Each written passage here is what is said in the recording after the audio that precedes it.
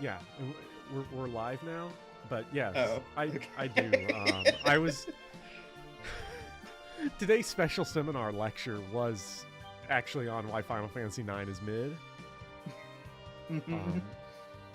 The comment section in that classroom was terrible. I hated it. Every second of it was pain. I don't know. I don't know what it is. Like, I think 9 in this playthrough of the series. I think 9 is the first one I went into with absolutely gassed expectations. Well, I think Final Fantasy IX is in a weird place because, like, Final Fantasy VII has gone all the way up and down and all the way around the hype ladder, right? Like, it has been the overhyped game of the century. It has been wildly unfairly maligned. It has an entire, like, giant video game titan of the industry trying to destroy its good name with every passing, like, new Final Fantasy VII related property that it comes up with. Like, Final Fantasy VII has, like, shot the moon past being oversaturated as a property.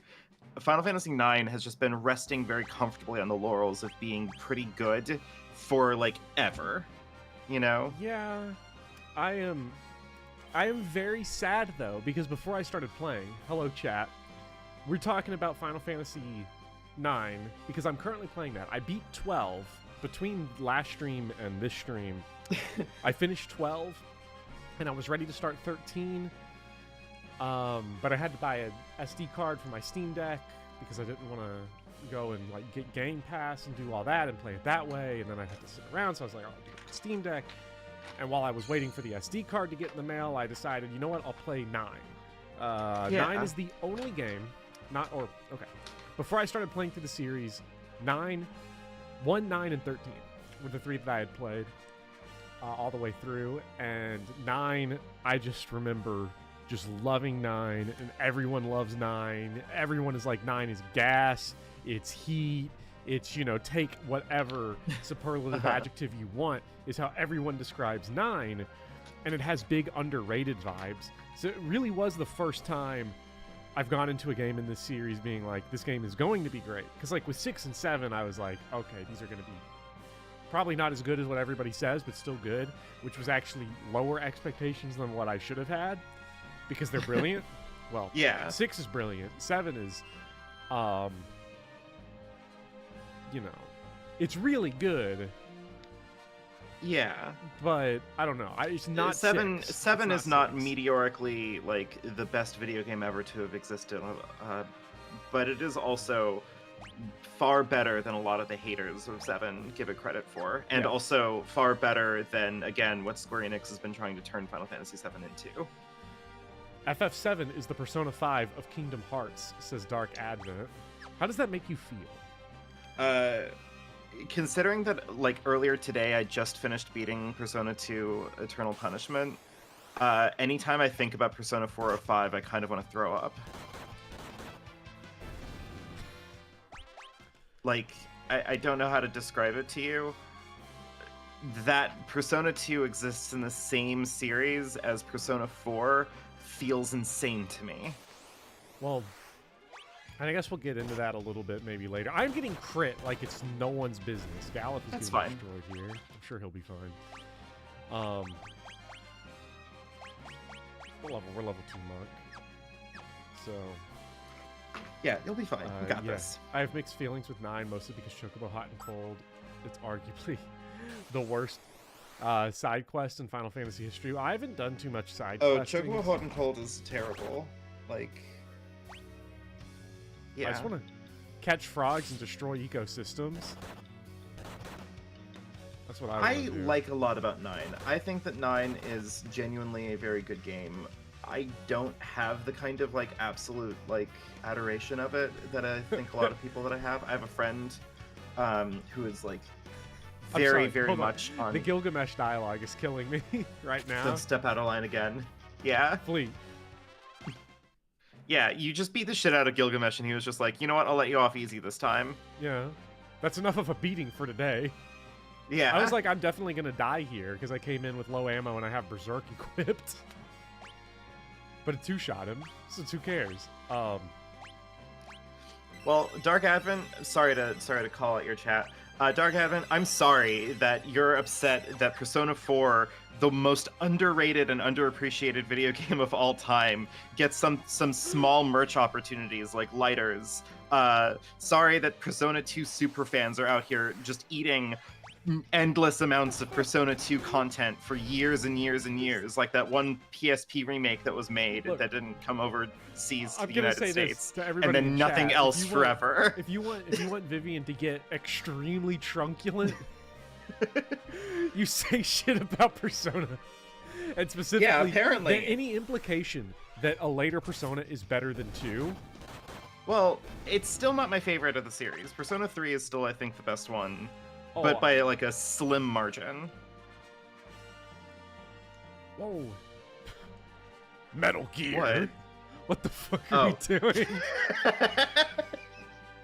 You're being Metal Gear. This is exactly how it works. Joined the Final Fantasy cast. But I need to okay. Final Fantasy 9 is mid. I'm not going to give any other comments. I just want to make sure to close the book on that until I beat it. I'm halfway through disc 2. I'm at the Aoife tree.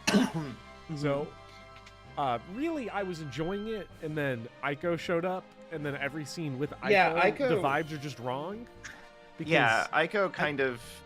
Yeah. I get what they're going for. I get that, like, okay, little kids are going to be like that. I'm not mad that Aiko's the way. But then the fact that the rest of the game, and, like, Dagger and Zidane are all treating it not as like, aha, little 6-year-old girl has a crush and it's cute. It's like actual jealousy, and it's weird. Like, yeah, I don't like what it does to Dagger's character. And because Final Fantasy IX might be the most story-heavy game in the series, anything that like loses it is really severe. Like, yeah, because I'm almost through disc 2 and we're like level 18 and Steiner is hanging out somewhere at level 8. Like, it's crazy. You know, you're speedrunning the game, you know? Mm-hmm. Gilgamesh has the best dialogue in the game, and that's a tall order knowing that we all sleep like a top. Yeah. I still, daily, I've still been thinking about how that one guy wishes the asteroid hit his mother-in-law. Outrageous commentary. Hoping for that fucking Seinfeld bass slap. Yeah.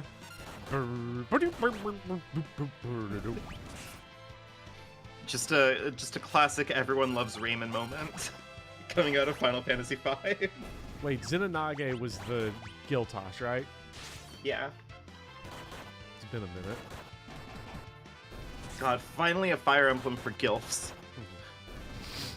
FF5 story is what Engage Defenders pretend Engage is. God. You know, you're out of line, but you're right. Big breach. You're right, but you shouldn't say it. Oh, welcome to the most iconic. Oh, I gotta make that save first. Yeah, welcome to one of the most iconic songs in the series. Oh, what does that sound like?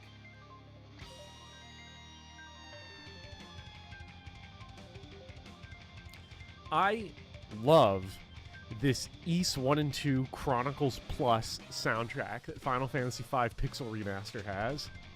Mm-hmm.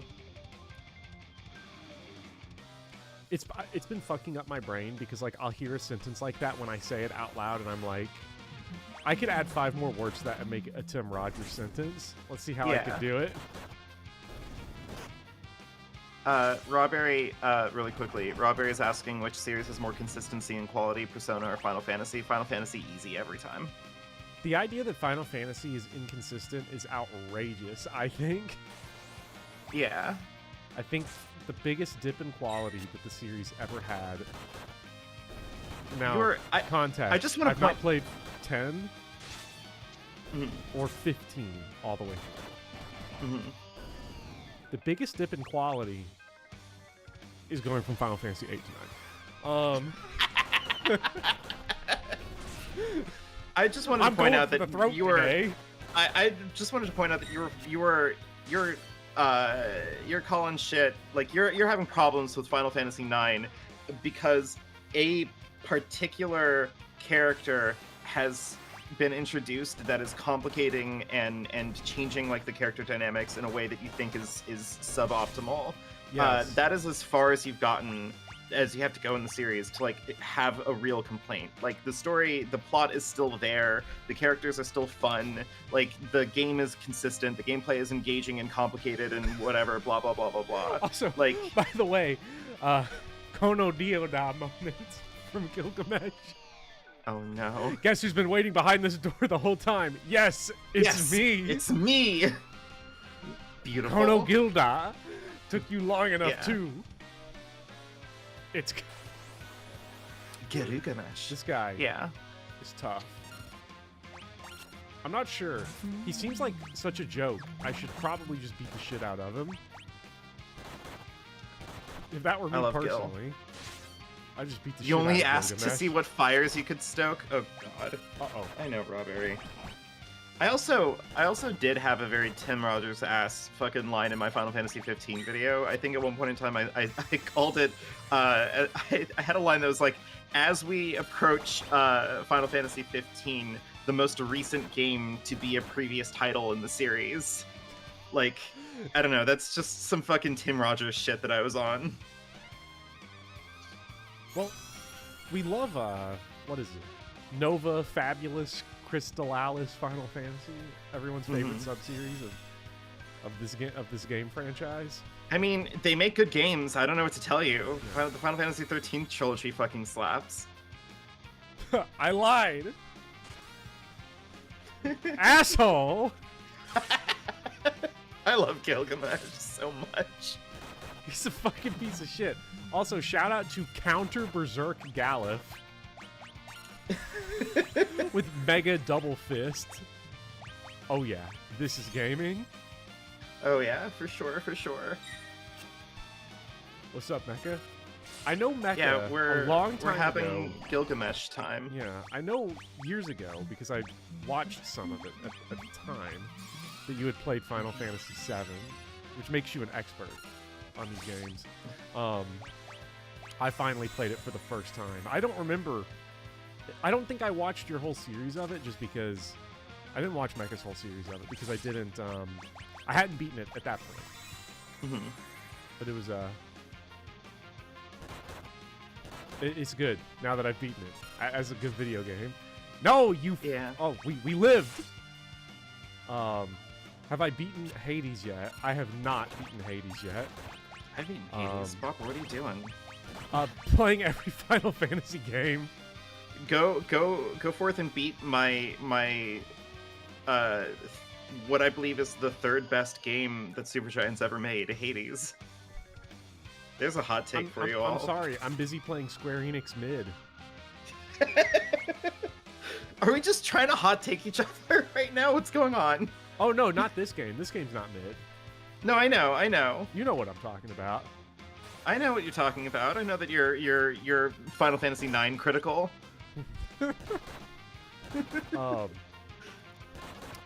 What's up, RP Gamer?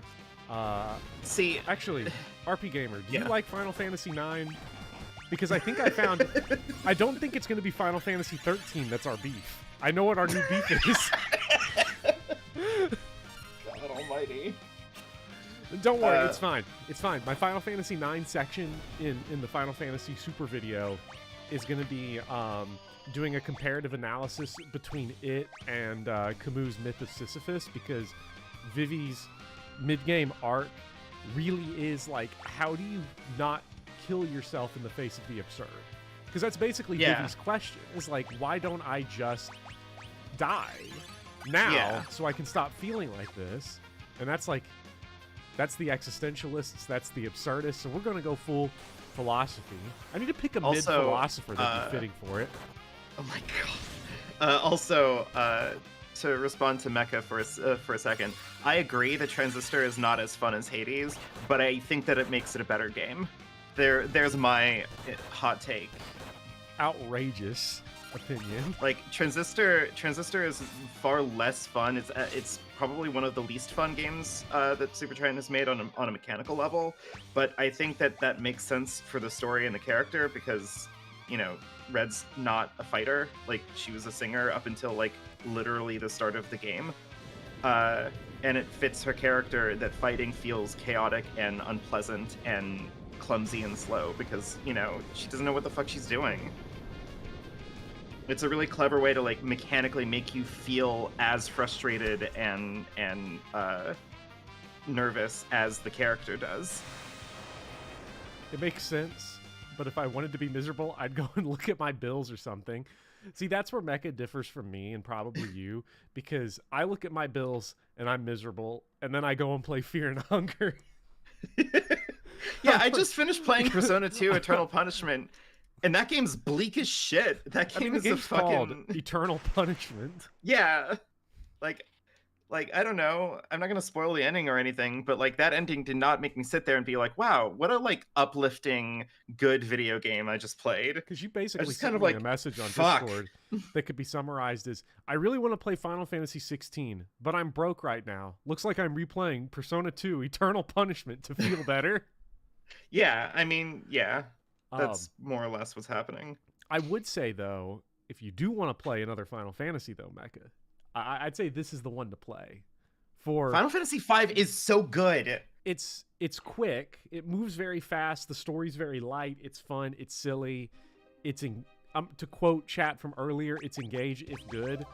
And the gameplay's like class builds. It's a super versatile free system that's also restrictive enough to where like you can make so many fun and silly, goofy choices. This is the most fun I've had with any of the gameplay in the series, I would say. I don't think... Because when I look at like Final Fantasy 7 or 8, everyone just sort of feels the same to me as a non-expert, you know, and everyone's really the same here too. I feel like I get to build everyone in a unique way. 8 is like, I'm not a huge fan of everyone's an open slate and there's no real restrictions. Like, I guess 9 technically has characters that all feel different, but like the customization in 9 is just swapping your equipment out. Yeah, and I mean, 9 is far more restrictive on what you get to do to develop characters because it feels less like how do I want to build Vivi, for example, and more what is the way to build Vivi, right? Because like every character has a pretty firmly established role in combat, so it isn't so much how do I expand that role or how do I like establish a role. It is how do I get good at that role? It feels like you can be meaningfully good at the development of the characters in Final Fantasy IX in a way that like doesn't quite translate as intuitively in something like Final Fantasy V, where your focus is less how do I get good at these characters and their roles, and more what is good to try out. Fast forwarding through all the battles. Yeah, we are fast forwarding through the generic battles. The auto button is I think such a decision. I definitely, well, but the thing is that what I realized, what's helped me enjoy these JRPGs more is when I used to be JRPG critical on the, you know, why have battles if they're not meaningful or interesting. But when I've looked at games that are the alternative to Final Fantasy V, where the bosses are really hard and the generic enemies are scrubs, is Fear and Hunger, where every fight, or Darkest Dungeon, where every fight can go completely catastrophic. And for those games, it works really well. For this game, it would be horrible if every fight you had to really like sit there and think through, and it had a chance to just go so wrong. And when I accepted that, like, you know, the fodder in these games is not meant to be a challenge, and because a lot of these new re-releases make it go so much quicker, I dig it. Yeah. Also, you know, for what it's worth, that is the ethos of Final Fantasy 13. Like, it doesn't quite get to reveal itself until later on in the game. Whoa! But like, oh yeah, you can cast Comet and Sloga in return.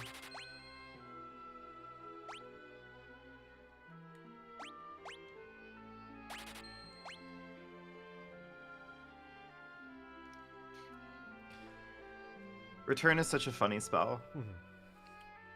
It's the wild encounter system is less cringe in the Pixel remasters because they lowered all the encounter rates and the battles move faster. Yeah. And like they Final really Fantasy are 7, nicer 8, to and you. 9 now have the 3 times speed up button. Blessed. Blessed. I love it. Also, depending on which version of the remaster of Final Fantasy VIII you get, Final Fantasy VIII, you can just turn off encounters. And also, you can unlock the move on Diablos that turns off the encounters in the game zone text. My favorite Like, thing in you Final can Fantasy turn off 8 encounters in is that Final Fantasy VIII if you want. My favorite thing about Final Fantasy VIII is that turning off encounters and never fighting any enemies makes the game significantly easier. Not just in terms of time, but in terms of it just actually makes the game easier, because it's dumb. Because Final Fantasy VIII is a bad video game that happens to have a really, really good story in it that makes it better than Final Fantasy IX. But quite a bit. Main Gauche. Give me that. Give me that Dirk. I don't want to use that secondary Dirk. You can play these games in any order you want. They all take place in their own universe. Yeah. Yeah. Unless you care about the deep lore, please do not tell me that you do. Are there theory crafts that all these games are connected? Oh god, of course there are. Are you kidding me? Jesus. I Like, don't want to come on. upgrade my equipment. Like, in Final Fantasy X-2, one of the characters' names is Shinra. Ooh. So everybody's like, oh, Final Fantasy X and 7 are connected. They're the same universe. And it's like, please leave me alone. This is like if you're reading David Copperfield, and there's that line in chapter 1 where, and I say this because I read chapter 1 earlier today, so it's not like I have this sitting in the memory bank. I just bought a copy of it. I've never read Dickens before other than Christmas Carol, but in chapter 1 he says, and she moved as slow as Hamlet's ghost. Could you imagine people in 1860 being like, oh my god, does Charles Dickens take place in the same universe as Hamlet? like that's the vibe. Is this a stealth sequel to Shakespeare's Hamlet? You know, and it's funny, we make that joke, but I guarantee you if Reddit were around back then, 900% people be saying that. This is like saying Arcanea and Fodlan are connected because Lawrence. Yeah, exactly. Hey. Don't you know that in the future, Lawrence grows up, loses an eye, becomes some sort of middling general in an old kingdom? He's so tough. And then dies, I guess. And a golden shield. Does Denmark exist in A Tale of Two Cities? Hi, Matt Pat here with another game theory. Oh no. Oh my god. Harold Bloom is shivering at the implications of that shared literary universe. Not really, because he believed in the shared literary universe, but that it was in the ether brain cells of every artist who's ever lived. It's an outrageous opinion that he had about influence, and I agree with it. That's such a fucking nutty opinion. I love it. I'm all for it. I Are you believe kidding in me? it. That's peak. I'm sorry. Oh, no, I 100% agree with the idea that, like, most creative energy from people comes from the fact that you get angsty over the fact that you can never be good as the people you look up to. Oh, God. Yeah. Like, that was his idea. The anxiety of influence was, like, you would read something, and it would stress you out that you couldn't ever do something that good, so you would, like, intentionally misread their work to try to make it better in your own. Outrageous. Yeah. But I buy it. No, we are not dropping butt strength. All fiction is fan fiction. Game Theory told me that Mario was evil for stepping on his brother's foot, and I gotta say it was kind of fucked up that Mario did that for, like, actually No! No! There's no piano in the bar. Yeah, but you gotta dance. Oh my god. Fucking do it. Oh my god, Bart's Riz is back. Bart's Riz is back, baby. Chat, we've been dying for Bart's Riz. Did you know gaming, each game has Sid in it? They're all connected. Yeah. My favorite Sid, Final Fantasy 15. Anyways, Final Fantasy 15 Sid, honestly, respect. I like him. I like Final Fantasy 15 Sid. No, let's cut that sentence. I like Final Fantasy 15. I wish that Final Fantasy 15 was better about women.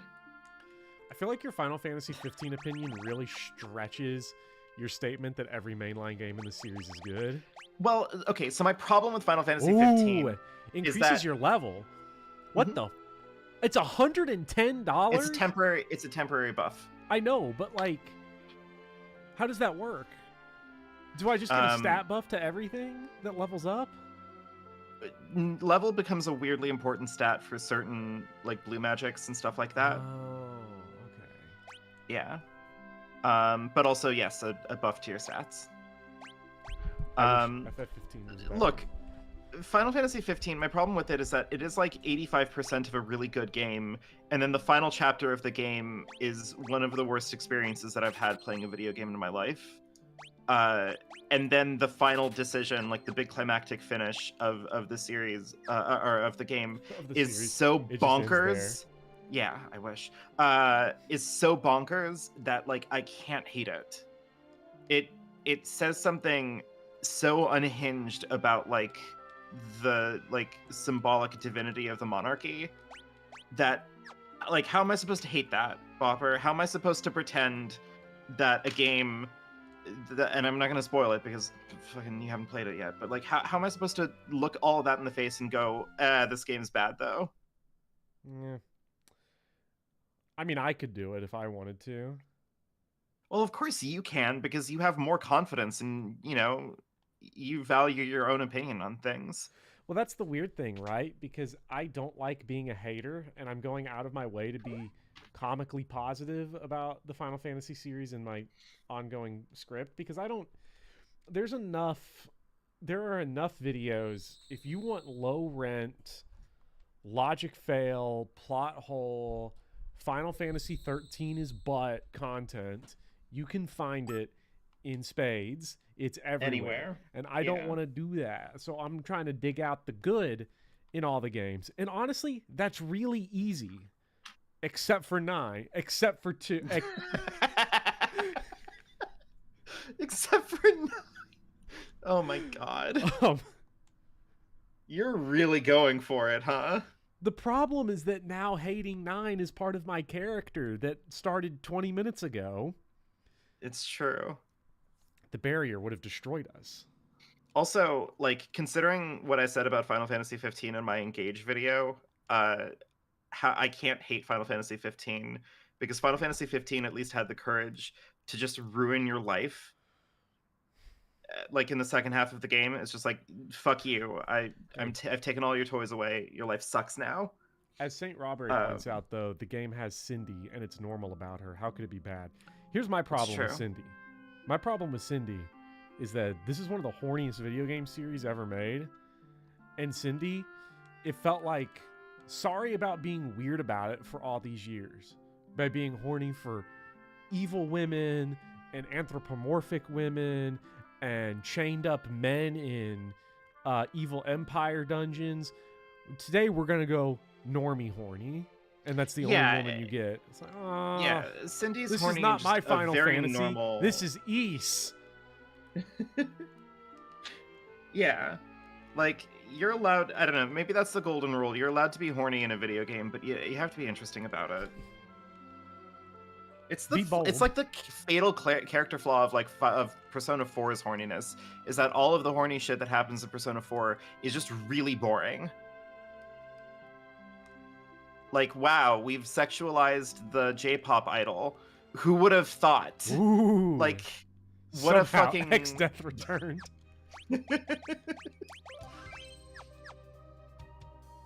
We've got Luna Freya. We have Luna Freya. We have Luna Freya for, I want to say, charitably, like all of 10 minutes of the screen time in the entirety of Final Fantasy 15.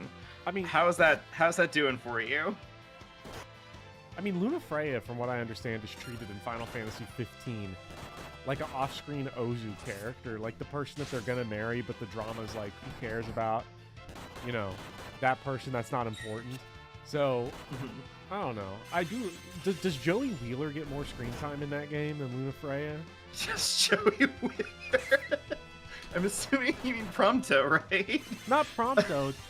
I swear to God, there's a guy sitting near a boat that you go to on a port village that starts talking in Brooklyn Rage. He's like a reporter. And he sounds just like Yu-Gi-Oh! Bridge Joey Wheeler, right? Yeah, I actually think I know who you're talking about. Yeah, I think, like, if you do his side quests, then yes. Otherwise, he's a bit character in the main plot. But again, if you do his side quests, then yes, absolutely he gets more screen time than Luna Freya. Don't tell anybody the fact that I was writing Final Fantasy 15 fanfiction yesterday, then they'll want to hear it. Oh, yeah. I mean, it's not a controversial opinion. Like, I think the opinion that if Final Fantasy 15 was just that Noctis was walking around with his, like, homosexual polycule, then this would be a better game. Like, that's kind of obvious, I think. Yeah. Isn't it? The difference was that I put it to text. It's true. You've spoken it into existence. Whoa! Okay. Oh yeah. Maybe maybe this isn't where you're supposed to be right now. This is not. I don't know. This place ain't me. Let me throw money at it. Let me see what we can do. No. Yes, we ate it. No, and we hit ourselves with our cash. Very good. Dodge. Come on.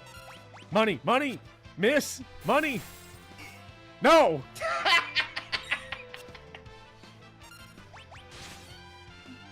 Oh, man. Okay. Not the area, I don't think.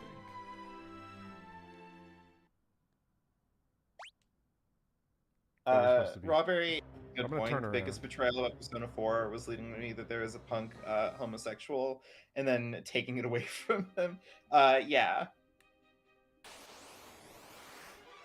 Horniest video game series, FF doesn't hold a candle to Dead or Alive. I mean, but I don't think that counts, right? Like, Yeah, I don't think that counts. Like, Dead or Alive, again, not to throw shade or anything, but Dead or Alive is horny in, like, a pretty conventional way.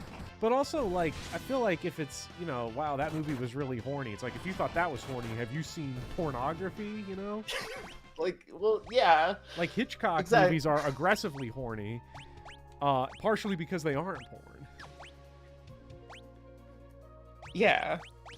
Like, It's the whole comment of, like, I've been rewatching Action Button while I was at work. Don't read into that right now.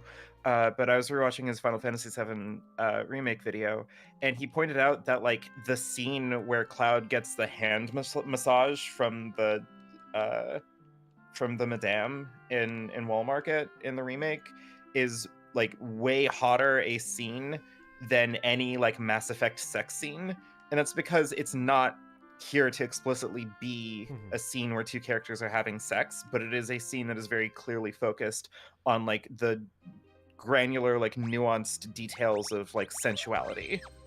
well, And that becomes way more horny a thing mhm.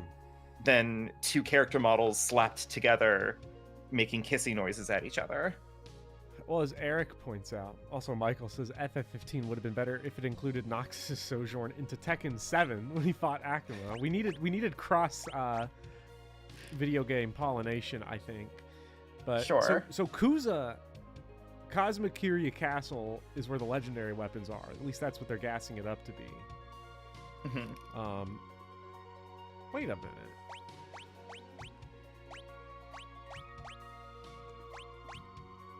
Oh wait, we got blown away. I was like, we were at the big bridge. We got blown in the wind.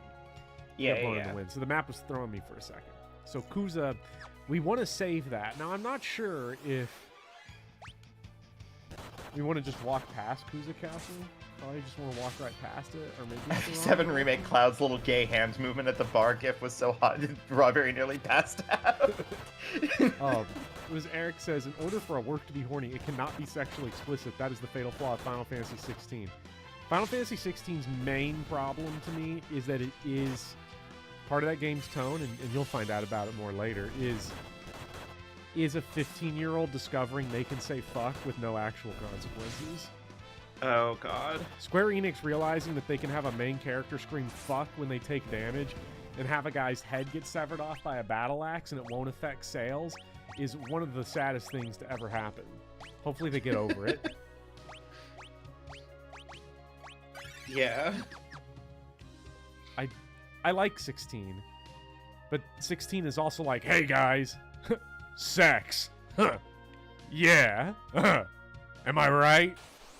And it's like, yeah. Oh no. Yeah, you're right, buddy. Congratulations. Yeah, that seems grim. Ah. I remember watching my first sex scene. We are Do not I in a good remember place. watching my first sex scene? Man, I I'm don't trying to know. remember what the first nudity I ever saw in a movie is now that it's come up. Oh, I know. I know the first. It technically wasn't a movie; it was a miniseries. But I remember mine. What was it? Angels in America. Okay. Never seen it. The miniseries is exceptionally good. Some of the acting fumbles in some of the key bits just because the text is really, really difficult.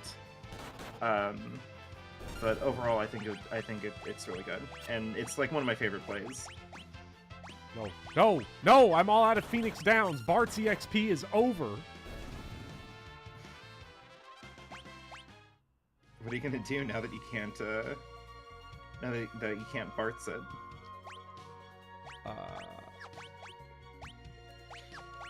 Where will your perk 6 go now, Bopper? Wow. That's gonna revive him, right? Yeah. Okay. This isn't Final Fantasy 1. Come on. Final Fantasy 1 to 2 is a pretty big drop in quality. But also pretty... Nah, it's a big drop. Never mind. I was gonna say something nice about 2. Changed my mind. Yeah, save it for your video. Save it for the video. I've grown increasingly tired of being a hater. It was appealing for a while, and that era's gone. Goblin! Being a hater is exhausting. Punch I don't know what Galuf to with tell you. Goblin. Being a hater is what? Exhausting. It is. It's one of those things, too, where it's like... I don't know. There's enough negative stuff on YouTube that, like... And that's where I found my issue. When I was trying to find good content on Final Fantasy, which is what sparked me wanting to make a video on it, was because there's a lot of good stuff. There's also just a lot of complaining. And for some games, it's dire. Uh-oh. Yeah. Google Forest. So, Popper, you're obviously going to... me and a friend of mine are going to be playing eventually, sometime in the next, I don't know, 7 years or whatever. We're eventually going to be playing Final Fantasy Crystal Chronicles, which you can play online multiplayer, assuming that Nintendo doesn't shut it down in the next 20 minutes or whatever. Would you... You're going to play with us, right? When is this? Ambiguously years in the future. Oh yeah, I'm definitely I am free ambiguously in the future. Yeah. Still Crystal can't believe Chronicles I had is great. I still can't believe I had a kid come out of nowhere and be like, "Mr. Bopper, have you ever played Final Fantasy?" And I was like, no, I've never heard of it." And they're like, "Yeah, my favorite's 13. People hate it, but that game's peak." Yes. And I was like, yes. the propaganda's spreading. I hope they didn't get this opinion from a certain YouTube channel. Listen, if you find out that that one of your students is a fan of my channel specifically, and was a fan of it long enough that they saw my ancient and kind of bad Final Fantasy 13 video, that's a red flag. Yeah. What's up, Thost? My favorite Final Fantasy ever. Love the job system. I love this game. We're dead again. It's over. No, you're not. You're fine. Also, when is this guy gonna die? Hurry up! That'll do it. No. There's auto battling now. We're all out of Phoenix Downs. There's nothing I can do. Die! I have 2 hit points left in total. You didn't buy more Phoenix Downs? Well, no, I didn't go back to the shop. I just used a 10. Okay.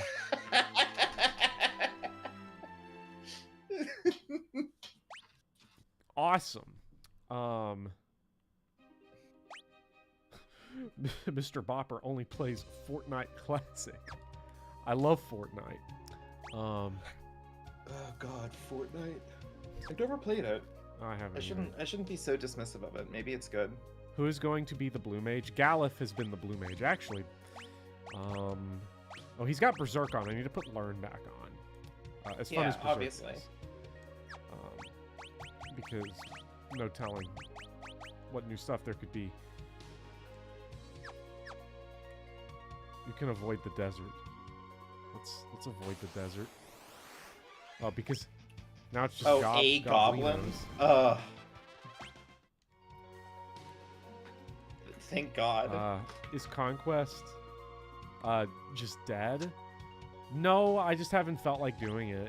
It's really just that. And so much of my time has been taken up by making sure by trying to get through these games. And focusing on the videos. I've really pulled away from streaming recently for the most part because the next 2 video projects are so enormous and they're right on top of us. The Pokemon Gen 1 video, I hit the button on export the document so I could go and review the rough draft, and I was like, yeah, this isn't that long. 20 pages. Ooh. That's 50 minutes. Yeah, that is a healthy video essay. Yeah. I have been sent a comment that was made that I wasn't able to read when it was made initially during the stream. Can I please read it out right now? What did you say this was? A comment that you received? Yeah, from your chat. Oh, okay. Yeah. This is from Saint Rawberry. I think queer people should invent an even more perverse form of sex. Gay sex doesn't frighten the straights enough anymore.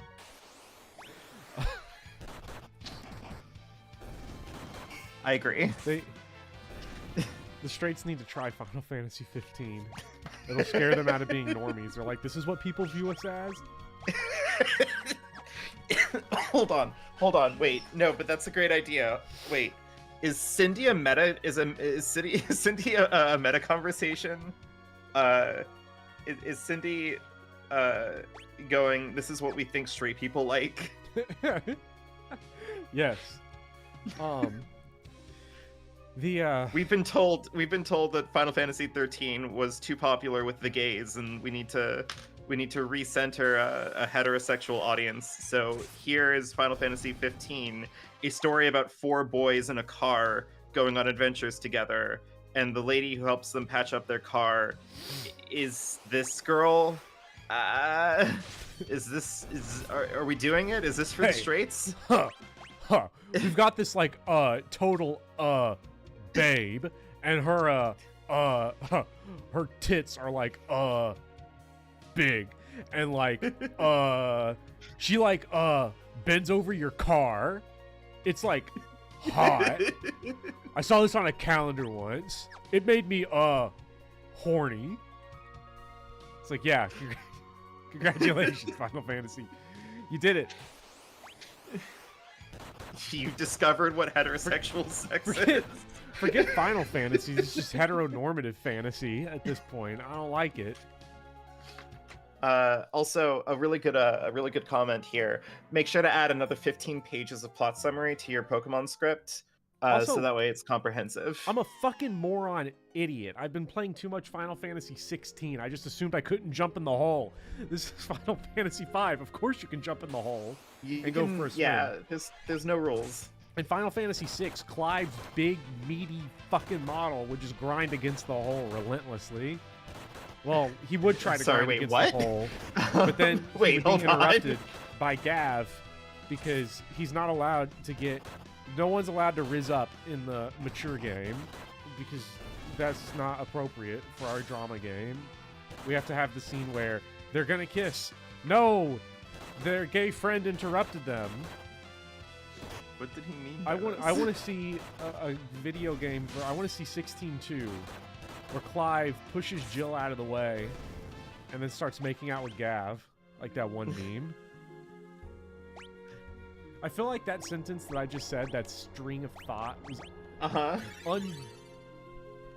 unbearable to anybody that didn't know what I was talking about, which is probably everyone.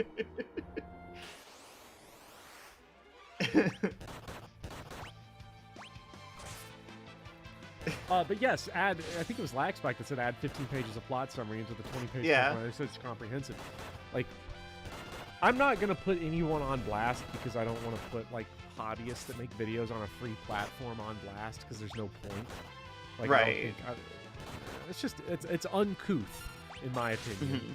But what I will say is that I have kept personal tabs of every Final Fantasy video I watch that starts with fighting fantasy. And I send you screenshots of it every time it happens. So you know that the next time that I do a Final Fantasy video, I have to bring up the fighting fantasy anecdote, right? Yeah. Well, and also, that one thing I said, there was one sentence that I wrote, and chat, you all will understand this. No one else will, but I'm going to put it in the big Final Fantasy video, in the 9 section, is that Amarant, is that how you pronounce his name? Amarant from Final Fantasy 9? Yeah, Amarant from Final Fantasy 9. Amarant is the Roberto Fire Emblem of fighting fantasy. Oh my god. My healer is dead again. Why do they only kill Butt? Also, Robert, you're crushing it today. I don't know what's going on. Wait! This feels like that bit in the Boondocks. My healer's not dead. I can just make somebody else one. I laugh maniacally as I walk away from the situation.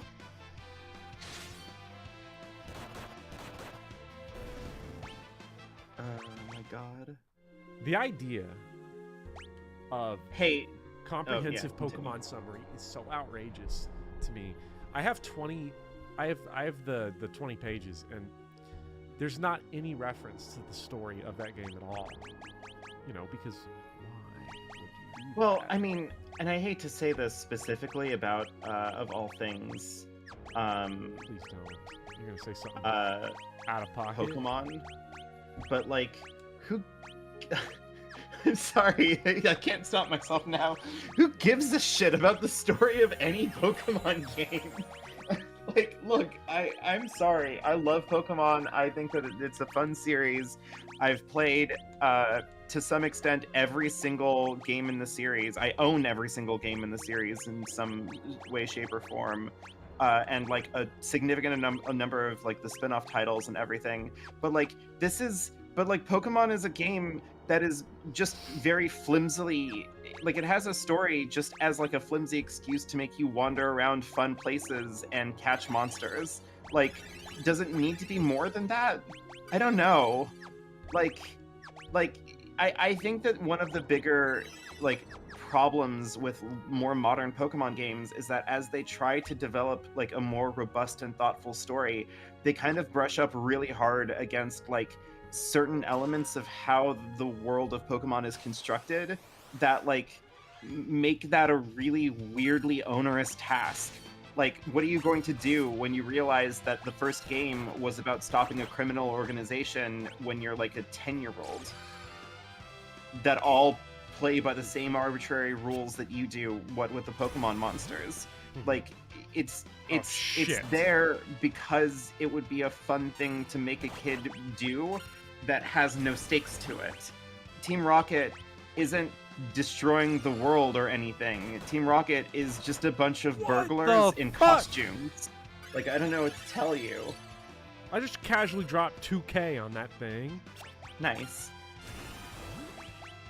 I'm gonna have to throw Like, money at this guy. Like, I don't know. I don't know. Maybe this sounds counterintuitive or contradictory considering that I'm a weird art fanatic or whatever, but like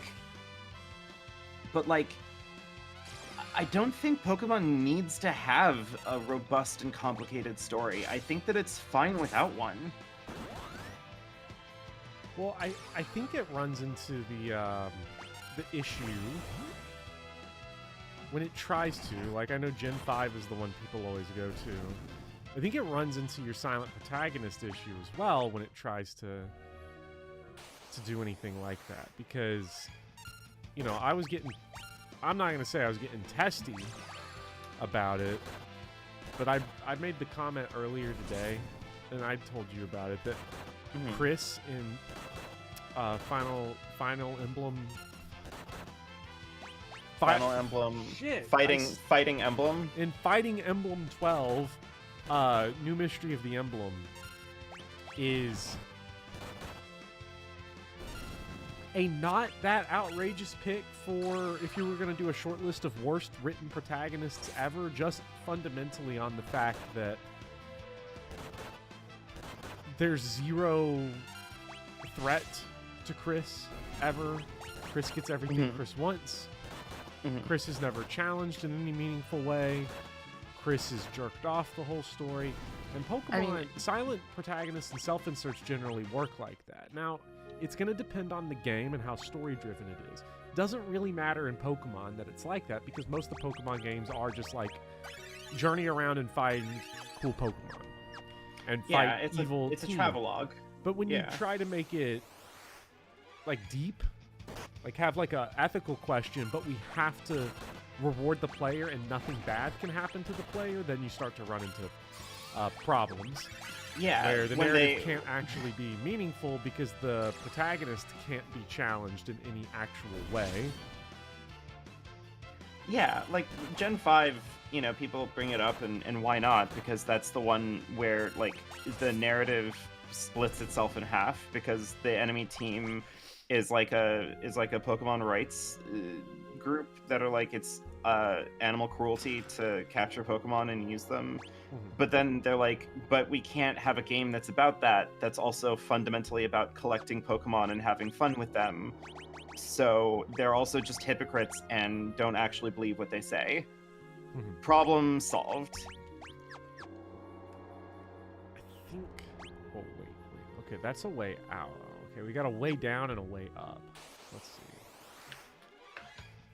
Oh shit, lesser lore post. Oh, it's just lesser lore post. It's mid lore post. Ugh. Our damage output has just gotten bad all of a sudden. Whoa, oh my god. Never mind. You were saying? Dancer barehanded fist Ferris for 2,000 damage is outrageous. Yeah. But also, I wouldn't dedicate that much energy to Pokemon because I don't think it's worth it. No. Fuck this. Get the hell out of here, please. And thank you.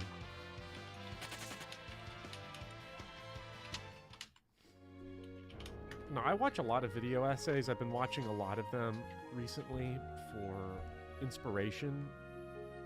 Watching a lot of bad ones for inspiration. And I think it's providing a lot of clarity into...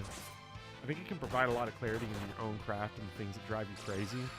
Because I am absolutely driven crazy by watching like a 4-hour video about Final Fantasy VII that an hour in is still talking about Shinra and Midgar and strictly in a plot summary, where it's like, if it takes longer to listen to the summary than to play it, we've crossed a line long ago. Yeah, I don't know what to tell you on that one. Dancer Ferris with the belly. Also, I know that the Pokemon. Pants. Hold on, I'm gonna. Ferris in this playthrough, Audrey, has been peak. Ferris I'm gonna pick a fight with. Who are you picking a fight? I'm picking a fight with Lagspike 776 here. Yes, the Pokemon Adventures manga is notorious for being darker and edgier and has like a more constructed story to it, but like, can I tell you the one fundamental difference between the Pokemon Adventures manga and the Pokemon video games that might have something to do with that? And because what it is that the manga doesn't have a silent protagonist self-insert character. No. Yes. No! You're screwed now, Bopper. No, we're fine. Yes, the story is more engaging and more interesting and more textured, blah blah blah blah blah, but like, that's because the characters have to be defined more clearly as characters that are agents in the story. Like, it functions better because it's not a piece of art that is inviting you to just be itself, like to like be in that world and have fun with it. The issue of being a silent protagonist in Pokemon is that the primary like the primary way that the games want you to engage it is explicitly on its own mechanical terms. Like it is a game that is built straightforwardly to go explore, find these monsters, have fun raising them and training who you like, and discovering like the weird secrets that are going on in the world, right? So like it is, that's what I mean when I say Pokemon doesn't have to have deep storytelling, because if it is a celebration of its own mechanics, that's like saying that Mario games are bad because they don't have deep stories. Like, I don't agree with that. I think Mario games are fine. You know, my issues with Mario games are, like, painfully superficial. What should I do with this guy? I know you didn't say that. I'm sorry. Lex, back at the end, I started going broad with that. I'm sorry. I went broad with Vivian it. gets lost in thoughts all alone sometimes. It's okay. It's true. That's why Fates is my favorite Fire Emblem. Outrageous. Well, listen, the worst part about Mario is that he never goes kill this person.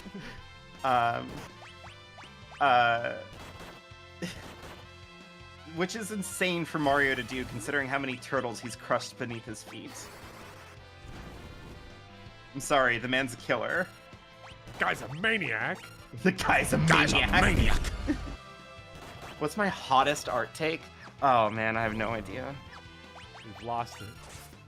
Bopper, what do you think my hottest take has been so far since you've met me?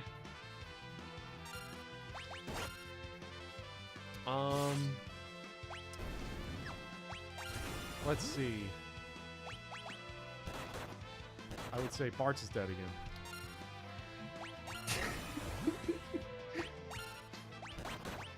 Pull up the MatPat video. Yeah, Mario's fucking evil.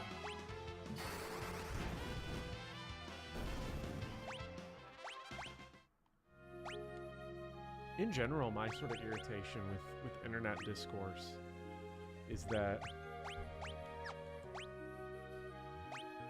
we don't accept the fact that, honestly, we don't enjoy enough that everyone has just completely ludicrous thoughts. Like, we would be much better off if everybody would just accept that, like, that it's part of sometimes fun. we're all little freaks. Yes. Yeah.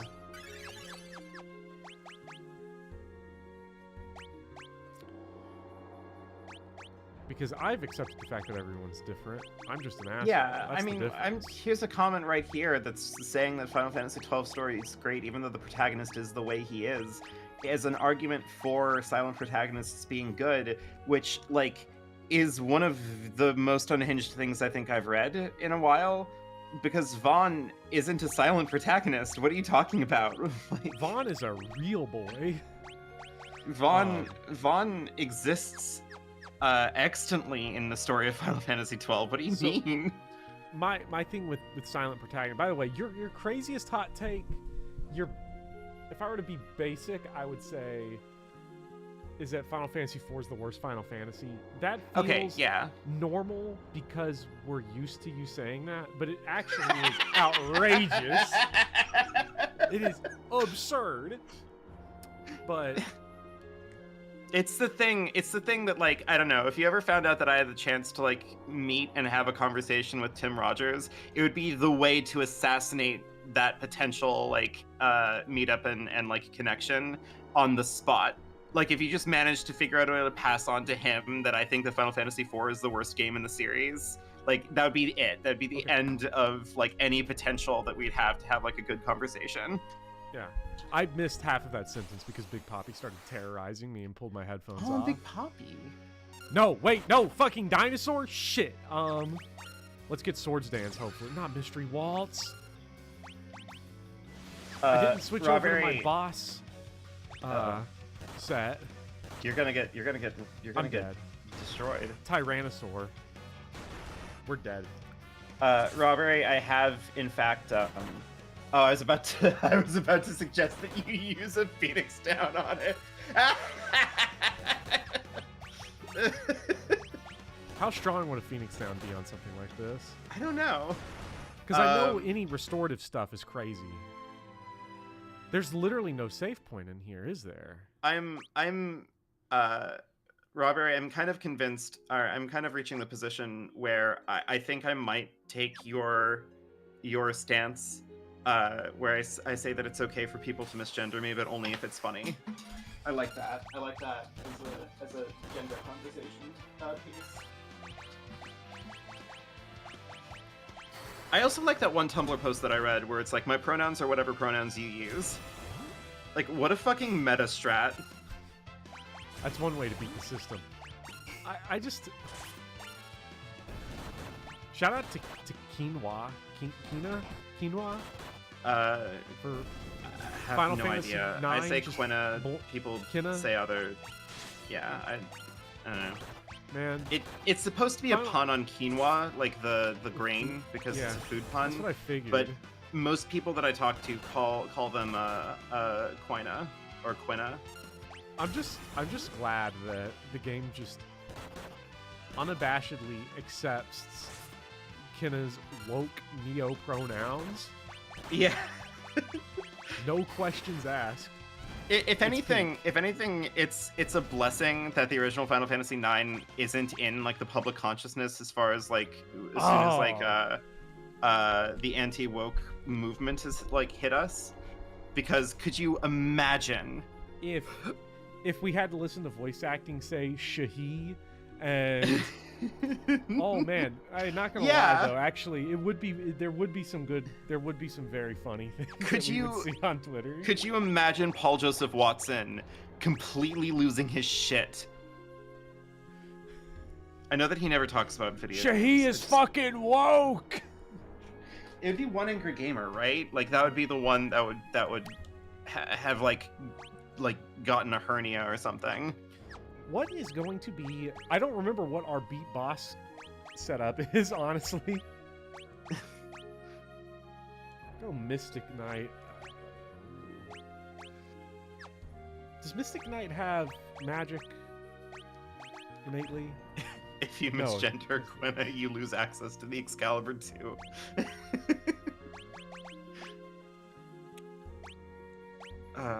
Yeah, I don't know. It's great. It's great that Quina has neo pronouns. Just a fucking sword of Damocles that we've hung up on like above all like conservative think pieces about video games.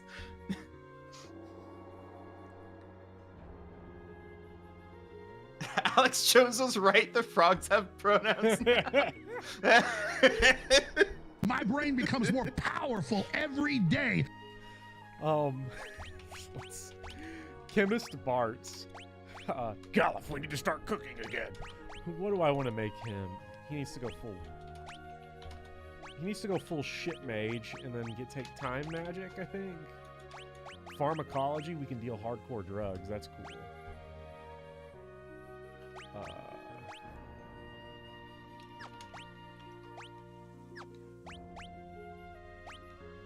Galif.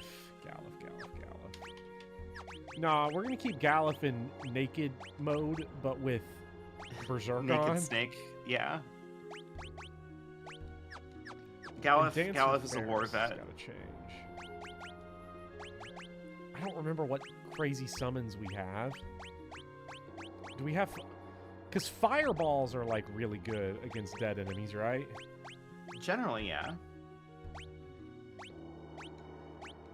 Ferris with barehanded flirt is outrageous.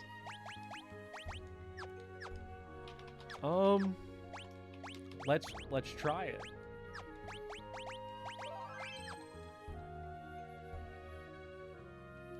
Be careful, Mr. Moogle.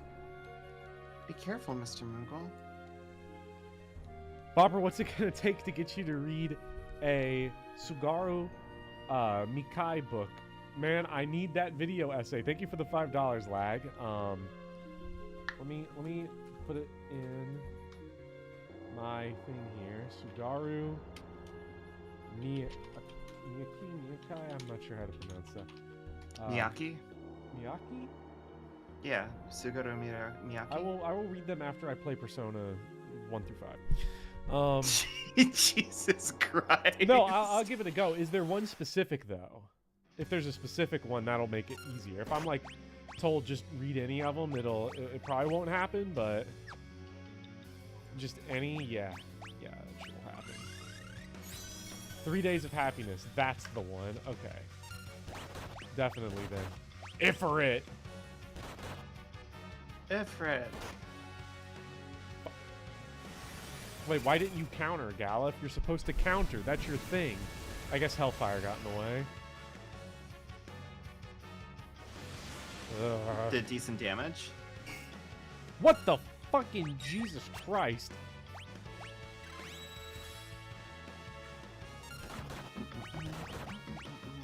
Well, our healer's dead again.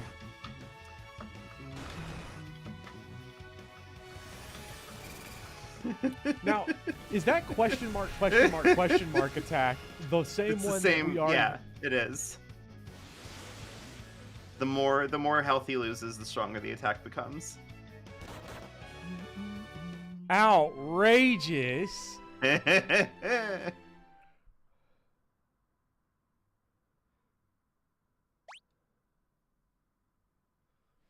Wait a minute.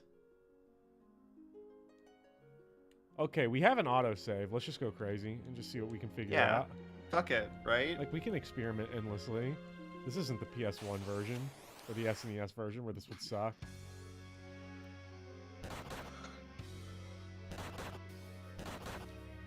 Yes. Old man punch.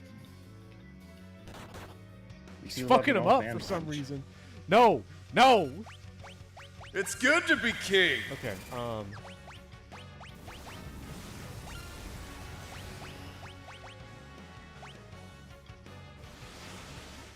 No! Okay, I so keep- the thing that you need to pay attention to is counterattacks. Oh, shit. Wait a minute. Is he countering physical? It seems like he counters magic. physical attacks with a basic attack, and that he counters magical attacks with poison breath.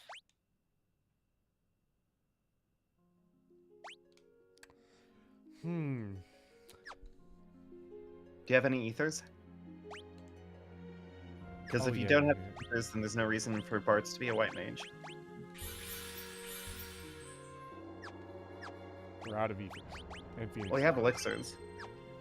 I'm gonna Try throw using an elixir on him, see what happens. I was about to say, I'm gonna throw an elixir at him. Yeah, see what happens.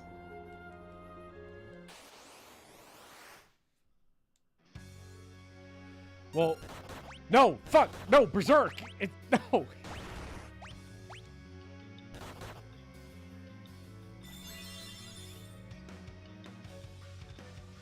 That's okay.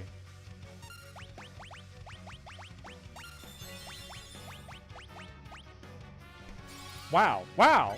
8. Only 8? Oh, okay. Did there it we do a go. percentage of his health? Is that why that second one only did 8? Maybe. Robert has an even better hot gender take. Alright, Robert, show me what you got. Undead enemies are so dumb. Why did I not have any Phoenix Downs with me? I don't know.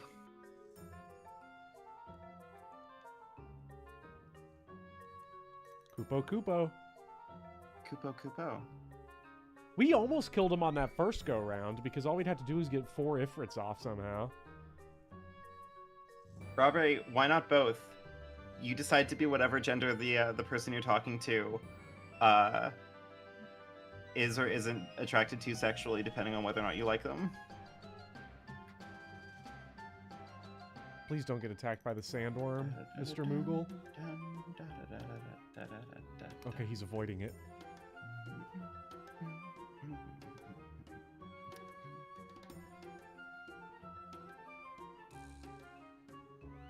I like how it's just flexing on you.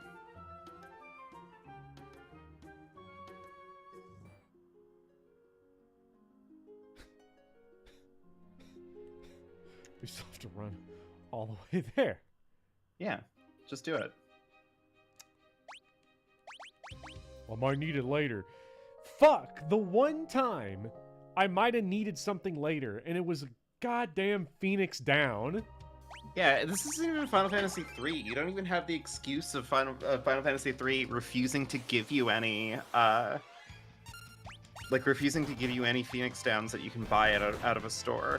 Wait, except I think that they changed that in the remaster. Did they change that in the Pixel remaster? Yeah. You can. Oh my god, what the? Who fucking cares anymore? Final Fantasy III is for babies now.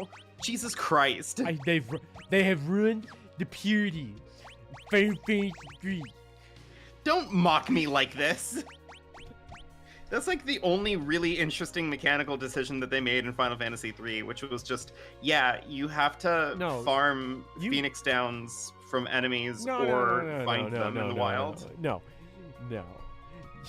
You are not allowed to be Vivian Aldridge for 3 years, and then out of nowhere drop the Final Fantasy III is more interesting on NES because you can't buy Phoenix Downs. You know, there's a meme. What, Bopper? What? There's a meme that I immediately like. Hearing you give a mechanical opinion like that makes me think of this image. You'll see it on stream real quick. I have to open up my makes me think of this meme. This is like you talking about Fire Emblem mechanics for why you prefer one game over the other. This is not the Vivian I know. What happened to the game I love?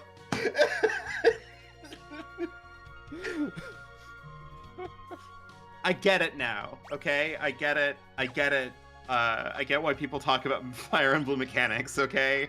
I've been fully corrupted by the internet. I am now a mechanics essayist. As Jason says, you get a full heal after every boss in the Dark World now. It sucks. Bad game. Bad game, yeah. Let's try Dragoon. Because everyone said it sucks, but you know what? Jump goes hard. We have no spears. Jump goes hard, but only if you have a spear, yeah. Lena's Dragoon costume looks real cool, though, so we're going to leave it. Yeah. I should actually anyway, probably... This is... If I wasn't serious anyway, about this it, is I'll go Red this is Mage. all to say that that I've decided now that Thracia 776 is my favorite Fire Emblem. Outrageous. Professor Proper, that's me when I play Birthright. I don't know.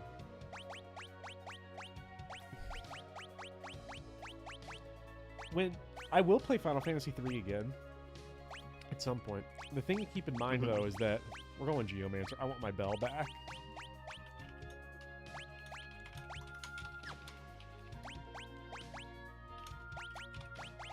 I need to be attacking from the back row with my bell. If I ever when in doubt, again, Geomancer. Because if I've already mapped it out, if I finish the Final Fantasy video and then it does really well, I am gonna do sequels and remakes. Yes. Which would be Final Fantasy 3DS, Final Fantasy 4. Oh DS, no, that's grim. Final Fantasy I'm sorry. R. The Final Fantasy 3DS sucks so badly. But you know who owns it? I do. You do. I own it. Have you fought the Iron Giant? No, shit, I could never beat, like, the second dungeon. Because I played it when I was, like, in middle school, and every item, I was like, I might need this tent later. I'm not going to use it. Why is this game so hard? So, just for context, the super boss of Final Fantasy II, I was able to beat it, like, first thing in entering the World of Rebirth. Because Curse is a status ailment that is just really funny. We're doing Furry Ferris now, by the way. Good, you should. Final Fantasy III Iron Giant Super Boss, because the DS version of Final Fantasy III is such a relentless numbers game, like, there is no two ways about it. You have to grind. like you have to grind up to like the level at least like mid 80s, and then use a couple of really aggressive specific strats. Now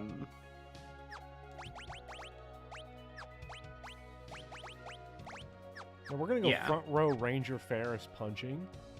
Yeah, do it. Why not? I want to see what the FF3 is skills an are for some of FF3 these or classes. FF3 is an FF6. Did you know? I'm gonna open my next. I'm gonna open my next did you Final know that Fantasy when video. Did you know that when Final Fantasy VI was brought to America, it was actually renamed as Fighting Fantasy 3? Actually, just for actual clarity though, just for that, I'm gonna assume we're using just official numbering for everything, not the North American numbering for 4 and 6. Why would I ever use the? Why would I ever talk about Final Fantasy 2 when I mean to talk about Final Fantasy 4? Well, when I'm talking about Final Fantasy 4, I'll talk about Final Fantasy 4. I did have Final Fantasy 6 on the Wii Virtual Console. Never got very far in it, but it is called Final Fantasy 3 there because it's a straight port of the SNES version. Oh yeah. Because you got confused trying to get an FF6 ROM. Well, that was your mistake, Lag Spike. Don't get an FF6 ROM. Unless it's the Pixel Remaster. Just play the Pixel Remaster. The Pixel Remaster, I think... my thing is that... I know there are a lot of Final Fantasy fans that don't like the Pixel Remasters. They were what made me actually play the series. Because they got rid of all the stuff. They got me into a lot of the JRPG stuff that I didn't like before. Because it minimizes, I think, some of the things that people find tedious about these games, including what I used to find tedious, and streamlines it down, and you get just a really good, solid experience, I think. So it took this from a series that I would want to play someday, maybe to a series I've actually played and actually really liked. So, having played one version of Final Fantasy VI, play the Pixel Remaster. I mean, my complaints with the Pixel Remaster aren't really in, like, it bringing new players into the series. That's fine. My problem with it is that, like, I felt like an outsider playing it because it felt like it was catering to a nostalgia for a game that I didn't get to play, because my first time through the series were all the remakes that have all the extra bonus stuff tacked onto it. So I got to the end of Final Fantasy VI on stream, and I just realized that I had done literally everything that you can do in Final Fantasy VI, because in my mind, that's just the prep work for the harder stuff to do for the, like, GBA remake of it. Oh, Phoenix like, down. Of course, like, one guild. Like, of course I'm gonna fucking play, like, find Death Gaze and kill him. Like, I have to. I need those spells for when I try to do Dragon's Den. But there is no Dragon's Den in the Pixel Remaster, so, meh.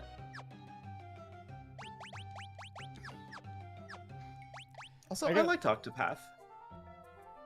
They scammed you for Octopath. They scammed me, too. I paid $60 for Octopath. I paid $60 for Xenoblade 2. I ended up beating and liking that game. I still feel scammed by it. I paid $70 for Final Fantasy 16. But you know who they brought? You know what character? Did you know, gaming, what character they brought back in Final Fantasy 16 from Final Fantasy 5? Sid. Mid. Mid is back in Final Fantasy 15. Holy shit. Me when I see a Final Fantasy game without Mid. Hey Bopper, did you know? Sorry, I can't.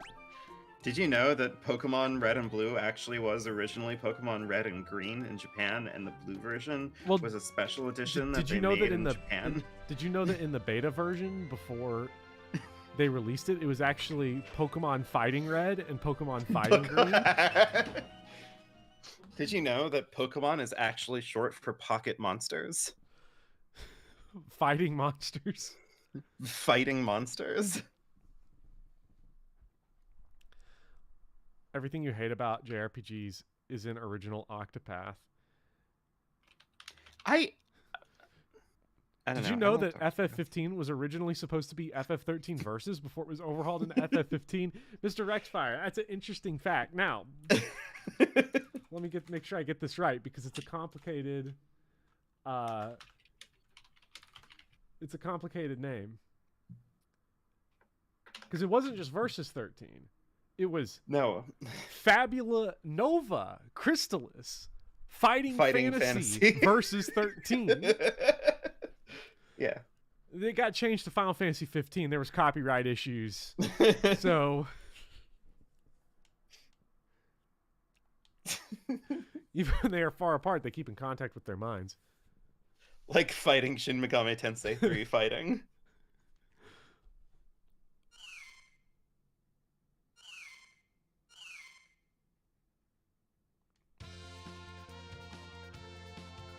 I'm not the replaying or playing Final Fantasy for the first time has made me realize random encounter hate mostly overrated. I find it actually way more exhausting to have to fight through enemies on the overworld, like in FF12 or in 16. Yeah. In 16, it's particularly tiring because you have to actually fight them, because if you just slack off, they will just kill you. Did you know that Shin Megami Tensei was originally called Shin Fighting Tensei? That's crazy. Well, because it was just Fighting Tensei, right? And then it was Fighting Tensei Side Story, which became Shin Fighting exactly. Tensei. Persona 5. I'm genuinely like, when I start my I'm gonna play through all of Shin Megami Tensei adventure sometime in the future. I'm genuinely hoping that like literally everybody in the world forgets that the actual first game in the series is literally just called Megami Tensei. Did you know Game Freak couldn't fit Kanto into the cartridges for Gold and Silver until Iwata personally visited and jacked off onto each individual cartridge? Hold on, I have a copy of Pokemon Silver over here. I'm gonna see if it tastes like a Switch cartridge. I'm gonna be back. Oh my god.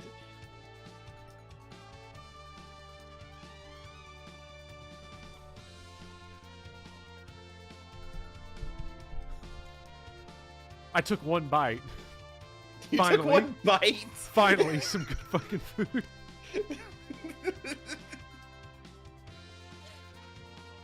We're back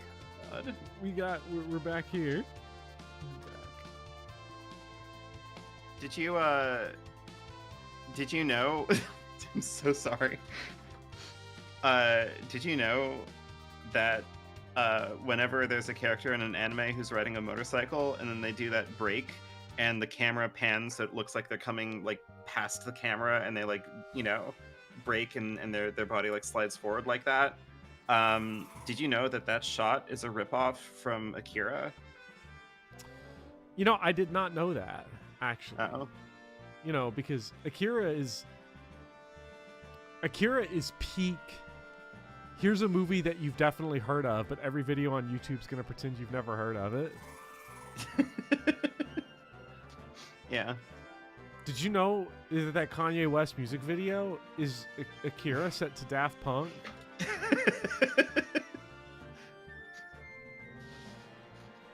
I love how these guys look like what's the arc in Dragon Ball Z? Oh no. Where he's like the super fighter. It's like in between Frieza or in between Cell and Buu. I don't remember when it falls in the canon, but like the Super Saiyaman or something. The Great Saiyaman. Oh yeah. Gohan's Sentai arc. Yeah.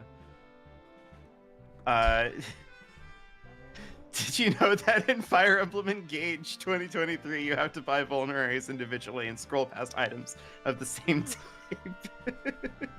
God, man, Fighting Emblem Engage was terrible.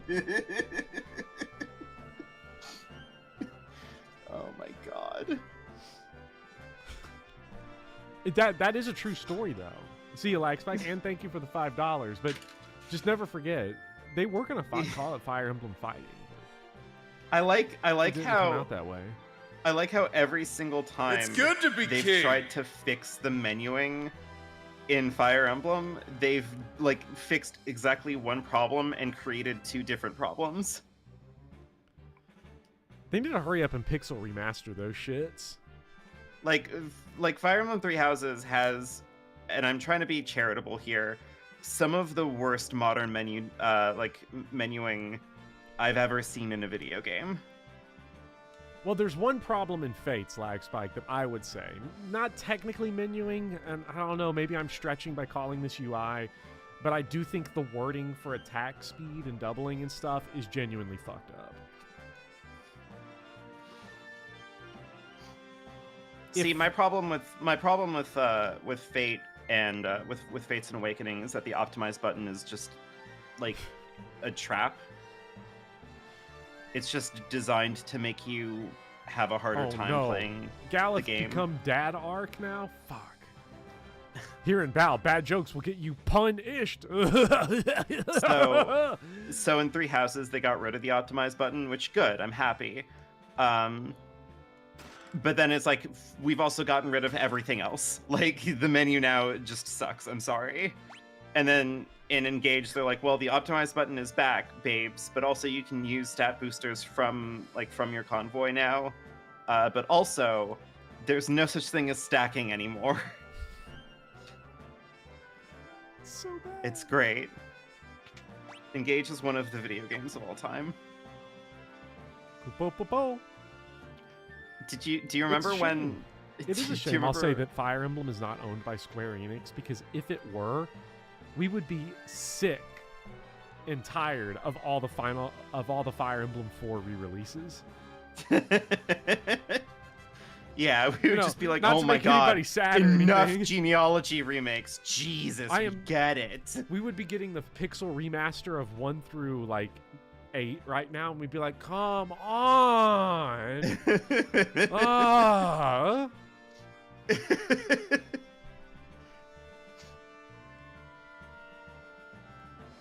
Joke's on you guys, says Jason Graves. Please stop with the Binding Blade remake. I actually like moving through 3 menus to do anything. Bold words. Although Drayson does like, as far as I know, all the old like Famicom Fire Emblems. So one of my biggest issues with Eternal Punishment is that they obfuscated the entire hell out of how to like input battle commands in basic combat. In like the battle menu opens up, and the first button that you default to is the battle button, which just executes all of the commands that you have already preset. So if you want to change what you're doing in the game, you have to tab into a different menu that lets you input all of these things. But when you tab into that menu, it's not that there you can like set everybody's actions. You have a menu of different things that you can do. You can change their actions. You can change their order. You can set fusion spells, which is a different process entirely. You can set your battle mode. You can it is one of the least intuitive ways to develop a battle menuing system for a video game that I've ever seen. Okay? And I still love that game. I'm so excited to play through the Persona games. It does mean I've had to play 4, though. Thankfully, I've already played 5. The Band-Aid's been ripped off. Okay, so we got to go find the Valley of the Wind Drake. Persona 5 is just better Persona 4. Mr. Rexfire says Fire Emblem 4 the After Years. Fire Emblem 4 the After Years. Let's see. If we don't defeat X-Death, he'll destroy the world. No. Yeah. Oh, lag. You like Persona 4? Oh, I'm sorry. I'm sorry. Don't watch my video on Persona 4. Unless no, lag needs to watch your video on Persona 4. Not to change his mind, but to get him fed up, and then he feeds that algorithm with sweet, sweet interaction. I could get my second ever hater comment.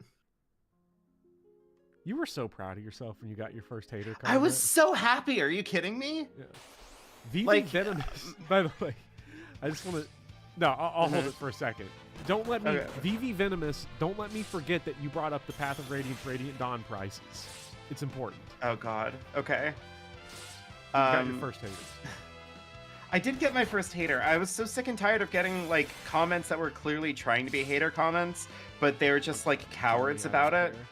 Just, like, a bunch of comments that were like, oh, maybe you should write a script before you record the voiceover for this.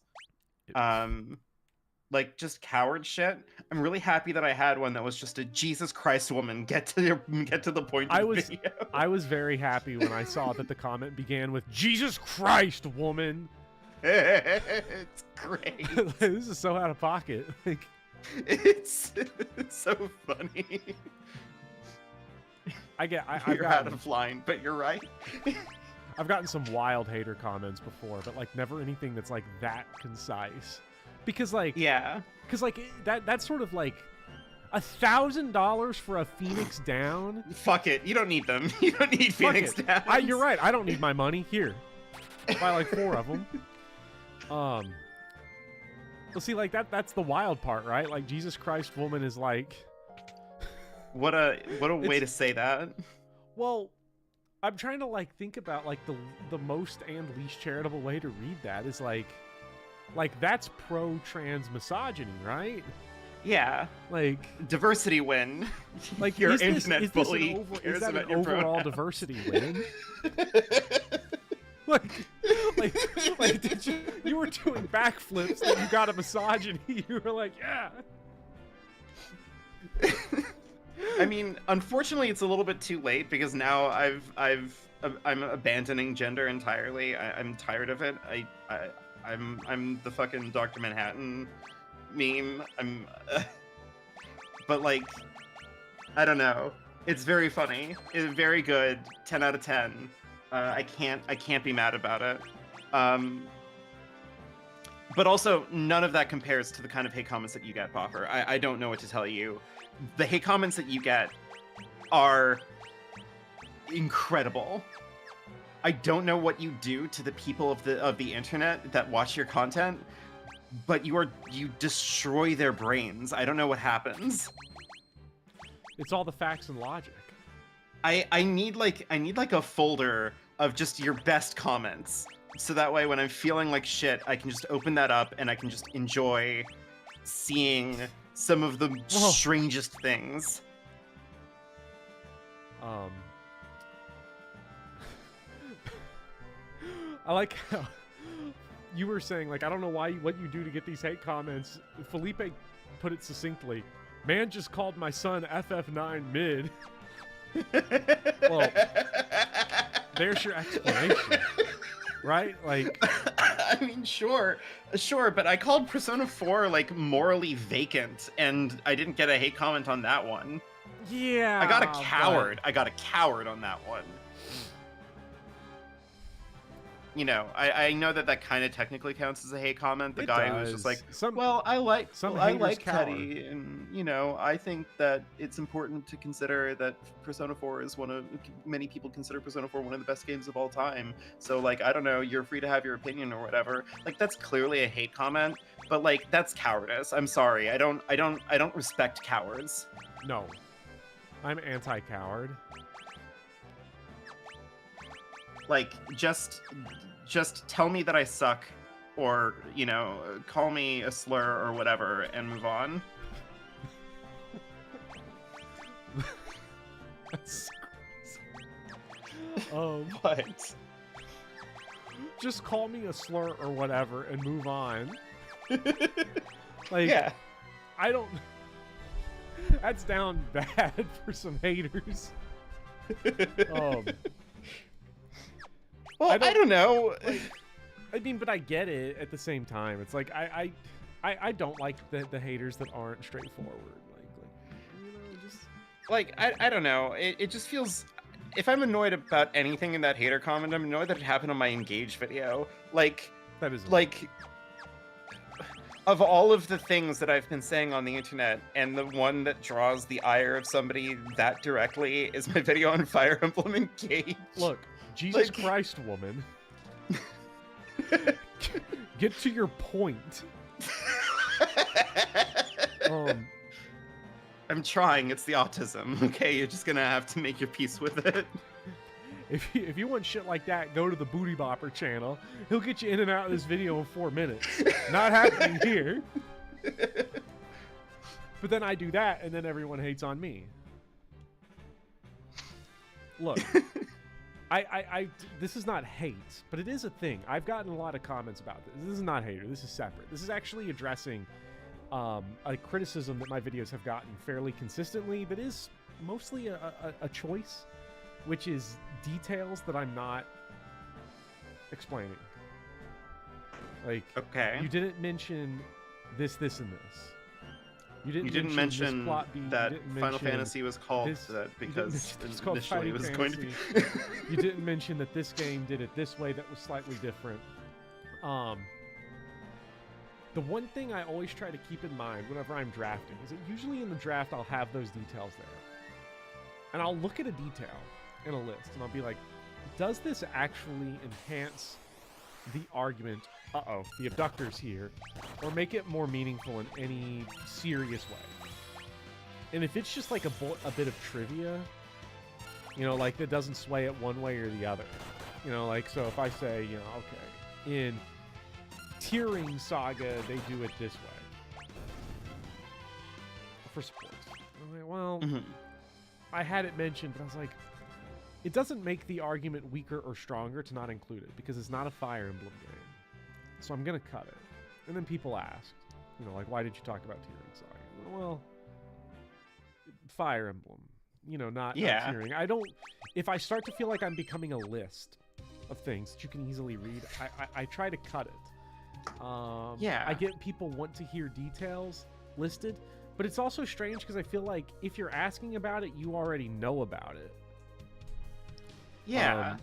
And very rarely does somebody say, I think it would have changed it in this way or that way. It's usually just, why didn't you mention it? It's weird.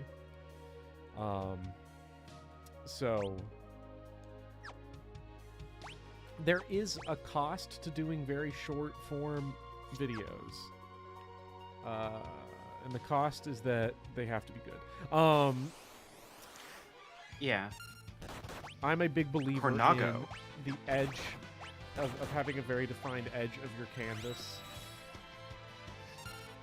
If you don't, I think you run the risk of just going insane and just putting everything in there. Like, here's my barometer is that if you take longer to tell the story of Fighting Fantasy than Ken Burns took to tell the story of the Civil War, you need to reassess what you're doing.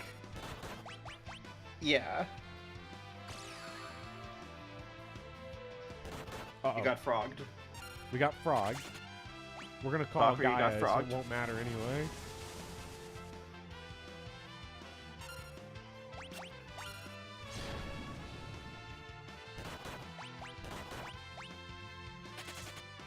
Damn it, my EXP. All right, chat. Because I was accused of this, or because somebody wanted to know my hottest art take, now I have to ask, what is Bopper's hottest art take?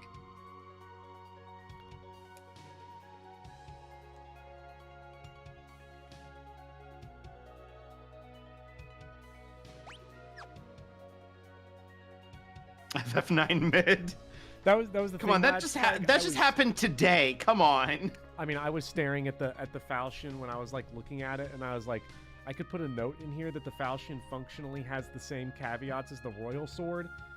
That's like an extra 15 seconds I don't need here. Because functionally it ends up working the same of like artificial construction of meaning into something. Like it plays, it's weird because like when you get into like the religion and lore of a world, I think it's easy to get caught up in thinking about lore and religion the way we think of like Judeo-Christian religion, but in the weird polytheistic strange religions of Final Fan or a Fire Emblem that work very similar to like old mythologies. Like gods just do fucking arbitrary shit all the time. So, without getting into like a philosophical, because that's like a whole other argument, right? The philosophy of how Falchion and the Royal Sword like worked and how they're blessed and how it's mostly a reflection of like extraordinary pettiness on the part of deities that don't give a shit about people. Whole other conversation that I was not feeling like for that video. Which Shakespeare play do you think is mid? Oh god. I have an answer for that. Okay, what is it? Or are you waiting for me to say mine first? Mine, Julius Caesar. Ooh. Ooh. Okay. That's fair. Mine, specifically mid? Because I have an opinion on a couple of Shakespeare's that I think are genuinely bad. There are bad Shakespeare plays, but I don't think any of the ones I would say would not be hot takes. Yeah, like I'd say like what, Henry VI 1 is bad. That's Henry pretty VI non-controversial. is bad. No. Two Gentlemen of Verona is terrible. Yeah, but it's funny because like in Harold Bloom's Shakespeare Invention of the Human, which is just this 800-page book jacking off Shakespeare, his 10-page essay on Two Gentlemen of Verona is basically like, in my critical estimation, this had to be the first play Shakespeare ever wrote, because there's no other explanation for how it's so bad. That's funny. In the complete works of Shakespeare that my parents lent me, when I started reading Henry VI 1, the preface on it was like, scholars took a very long time for this one to be admitted into the canon of his work, to it. because it was so poorly written that they were like, there's no way that he wrote this. Yeah. This can't be something that he written. Is fantastic. Mid, I don't know. Mid is such a weird category for me to say, because like mid is the obvious answer would be like Merry Wives of Windsor, which I am fond of. I think that Merry Wives is fun, but it's also like definitely not like turning, like it's definitely not moving the needle one way or the other on his like critical oeuvre or whatever. Well, the thing about Merry Wives of Windsor was that if you're talking Shakespeare, that was his cash in. Yeah, like that was his Hail to the Thief. If you wanna it was his Fighting Fantasy 10 too. Like he had to make some he needed some cash. No one will ever look. I will never be caught disrespecting Shakespeare for getting his bag with Merry Wives of Windsor. So listen, if the Queen of England comes up to you and says, "I liked your play, funny man, but I want Falstaff. Where is Falstaff? Give me a play with Falstaff in it." What do you say to that? And then it's the Queen. I'm like, dog, I'm gonna riz up the Queen and get my bag. I'm writing this. Right. So, like, my boss just told me. This is keep going back to the first. It was Samuel Johnson was the very first like big Shakespeare critic, and he famously said, "No man but a blockhead would write for anything except money." And like Shakespeare, could you imagine Shakespeare being like, "I'm the greatest artist who's ever lived. I'm not gonna make all that money." That'd be crazy. Right? If I was Shakespeare, I would have made so much money. Me personally. I'd have sold out. If I had Shakespeare's ability, I'd have sold out. I'm gonna keep it real. I mean, God, my boss just told me that if I wrote a video essay on Cyberpunk 2077, she'd put it in her like syllabus for one of her classes. Mm-hmm. Like, if ever there were an incentive for me to play fucking Cyberpunk 2077, like there it is, right? I'm not above getting that back. Listen. My hottest hot take is Birthright being the worst Fire Emblem game, even though it's correct. Well, the reason that's a hot take is because people don't acknowledge the truth yet. But, okay, so because Henry VI Part 1, yeah, that's bad. I'm trying to think if Gentleman of Verona is bad. Did you say which one you thought was mid? Merry Wives, but I can't really blame him for it. I would say, if you're trying to go mid, because I've been looking at some of the ones people have said, like Mix X is saying, I don't like Prince of Tyre. The romances are weird. I think I've read Prince of Tyre. The romances, Prince of Tyre and Winter's Tale and The Tempest, can be very hit or miss, depending on the mood you are when you read it, because it's definitely Shakespeare, like, just fucking around at the end of his career. And also, like, I don't know where you go as an artist after you go through the cycle of high tragedies that he had. Uh-oh. Yeah. I've seen Romeo and Juliet. I think Romeo and Juliet is not. I think it's very good. I don't think it's anywhere close to mid. I think I don't know how to judge it. I think Romeo and Juliet suffers the most success by well, by like how public education has decided is appropriate to teach Shakespeare to children. Mhm. If your only engagement with Romeo and Juliet is your high school English class, then that might be the worst Shakespeare ever conceived. Because not to dig too badly into a lot of like public education, but like every single time any of my high school English teachers like tried to teach me about a Shakespeare play, it was the least fun I've ever had. Oh yeah, no, it's terrible. The worst time I ever have reading Shakespeare is when I have to teach it. Like, Yeah. it's just not conducive to the high school level. Yeah. But you have to do it, and I want to do it, so I do it. But it is a struggle. It is pulling teeth sometimes, depending on. The advantage I have is that I'm very good at being able to tailor which play I pick because I've read basically all of them, and I steal school money sometimes so I can get whatever class sets I need. So it's fine. Mm-hmm. Okay, furries eliminated. Yeah, you've killed a furry in front of me. Thanks, Bopper. Like, I don't know. The problem with Shakespeare is that they're meant to be like seen and experienced, and not read. So you have an entire genre of Shakespeare plays that like swing wildly in quality depending on the context of what you're seeing it. And I would say like things like The Tempest or Measure for Measure or Midsummer Night's Dream even falls into that category of like, if you see a really good production of it, or if you have somebody who has a very clear vision for it, then they can be really, really good. But like if you're like reading the plays themselves, they're just kind of not interesting. Like The Tempest is never as interesting reading as it is like when somebody's doing some weird ass shit with it. Well, the problem with The Tempest is that it's Shakespeare's only original story, and it's also his one plotless play. Which is wild to think about, but... Yeah.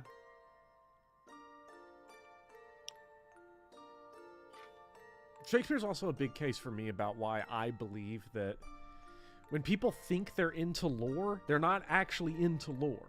You're into characters.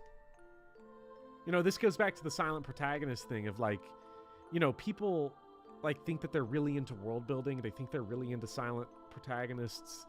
I'm not saying that they're wrong for thinking that, but I think sometimes it's forced for the trees of like, what got you into this world and makes you care for it isn't so much that it has intricate lore, because the real Earth has intricate lore that you're not reading about. It's the characters that you care about that bring you into the world and make you care about that world. All of the best history lessons that I've ever had were lessons that worked really effectively to center characters in it. If that makes sense. Yeah. I don't know if that makes sense, but no, it does. I just am not,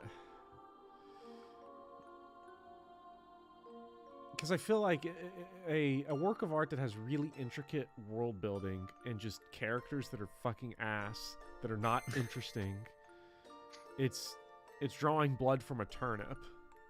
Mm-hmm. Yeah, I mean, I don't know. Not to rag too hard on Persona again, but like the problem that I have with Persona 4 and 5 is that so much of the story is centered on the silent protagonist of it, that like all of the interesting characters are just pushed entirely off the table. Like you keep on making that funny joke that is probably not exactly entirely a joke, but like you keep on making the funny comments about how every time you've played a Final Fantasy, not every time, but most of the times you've played a Final Fantasy, like the clear main character who's a little bit more passive and agent in the story is never as compelling as a main character as like their first point of like their first companion. You know, Barrett is a more interesting character to center Final Fantasy VII around than Cloud. Balthier is a more interesting. You get it, right? Actually, Balthier is a terrible example of that, but you get it. Yeah. And I think a lot of that is drawn into like an anguish in Persona 4 and 5, because like, yes, obviously, you know, Yosuke and Chie are more interesting to look at than the main character, But do you know what disagrees with that assessment? The game. The game does not care about Yosuke and Chie nearly as much as they care about making you feel like you're the most important person on the planet. And that is to the game's detriment. You know, the thing that was really interesting to me about Persona 1 is that Persona 1 Silent Protagonist is so off the table as far as like being a character that has like a meaningful relationship with the story that you have no choice but to pay attention to the Deuteragonist. You learned Requiem. Yeah, on accident, just talking to furry villagers. Congratulations, this is the one town where there is an NPC here that I am in love with. Oh geez, it's gonna be hard to figure out which one.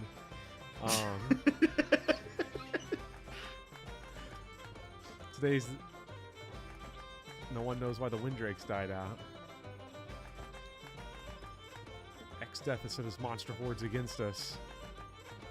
And we've got to get to Drakenvale. At least now the furries have opened their doors to us. Yeah. Like, I don't know. Nothing super new. I need to stop thinking about Persona so much. Especially because this month I'm going to be talking about Undertale, and then everyone will hate me. More strength. More strength! Also, Lag, I think I'm gonna have to stop, like, responding to your comments, because the more comments you leave, the more I'm like, I don't agree with this at all. I think we might just have very different tastes, I'm sorry. Because I thought that the Persona 4 anime was terrible. I've never played Persona 4, but I have watched the Persona 4 anime. Okay, what did you think of it? I thought... Look, let me give... How many... What is it, 24 episodes? 26? I think something like that. 26? I can't remember. It's 26 episodes? I watched 24. And then I stopped.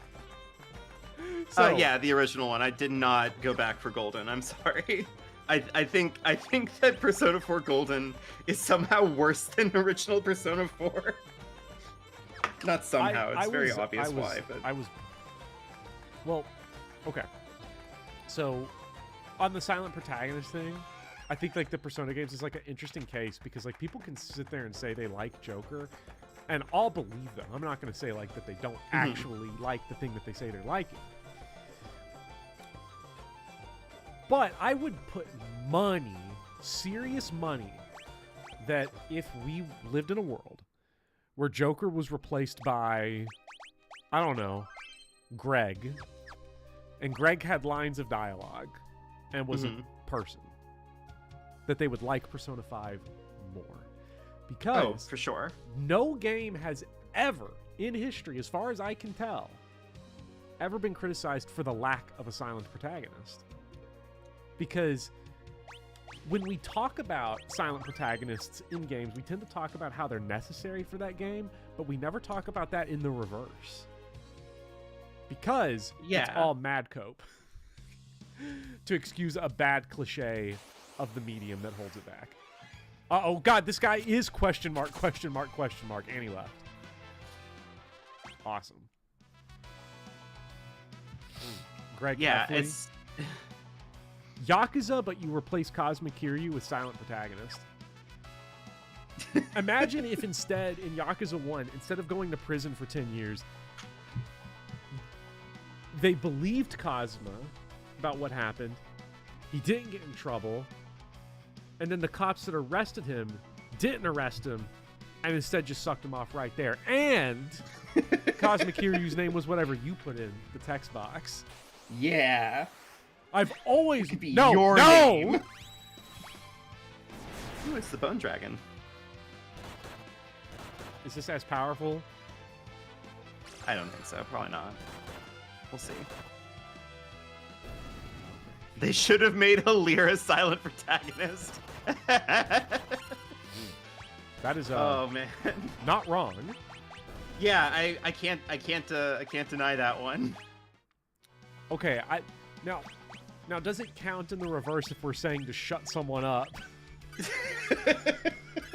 See, now that's an interesting wrinkle into my theory, right? Like, what if your character you're- is so bad? You're the because 13th emblem bopper. when the I was, fire emblem. because when I was conceptualizing it, I was only thinking about good characters. I wasn't stopping and thinking about should Alear be made silent? Should Goran be told to shut the fuck up? I don't know. Maybe.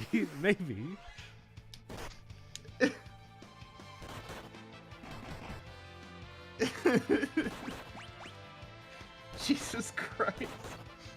And I should, I don't know. I should clarify. Maybe that's like, a separate I don't discussion, think, right? Can I amend I don't my think that's a argument? dig on the voice acting particularly. I think the voice actor for Alear is fine. I just think that the dialogue that Alear has is insipid. Okay, I'm sorry. Like, give that dialogue to Orson Welles.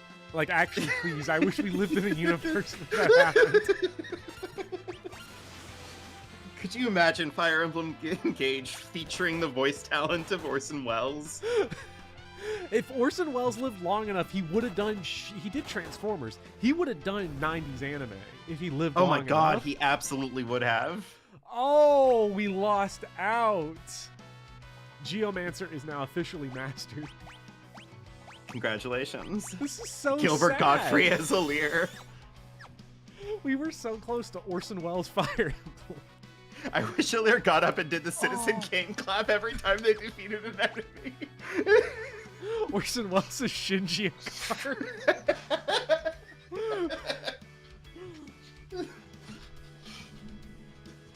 Shinji, get in the my robot. I'm not getting that fucking robot, Dad. There'd be so many great Evangelion outtakes. Oh, Jesus Christ. Orson Welles would be screaming about how Gendo's a stupid character, and they're like, Orson, in the microphone.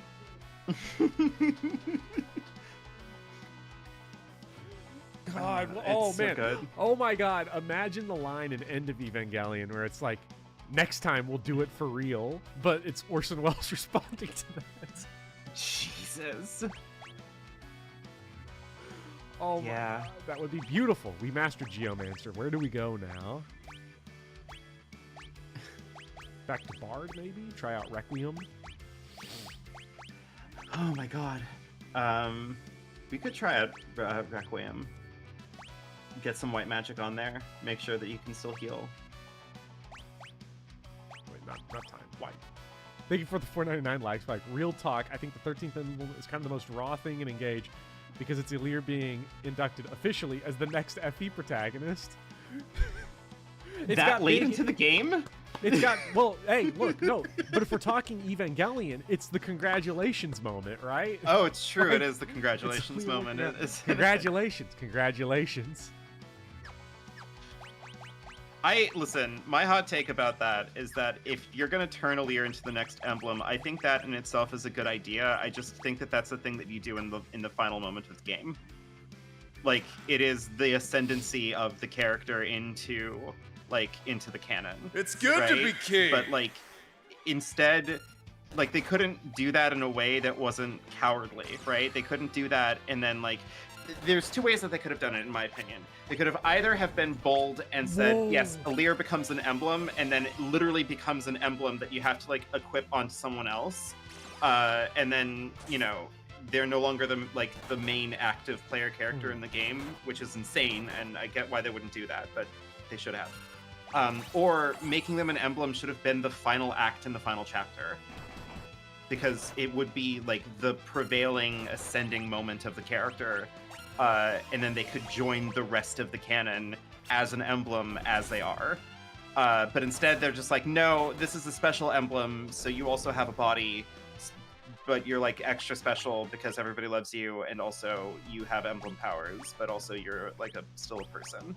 Like, I don't know, it's just like they couldn't commit to it. Fire Emblem Engage has the ambition to want to do all kinds of weird, dramatic, wild things, and just none of the follow-through. The most follow-through that they did was the Chapter 10 turnaround, where they took away all of your toys.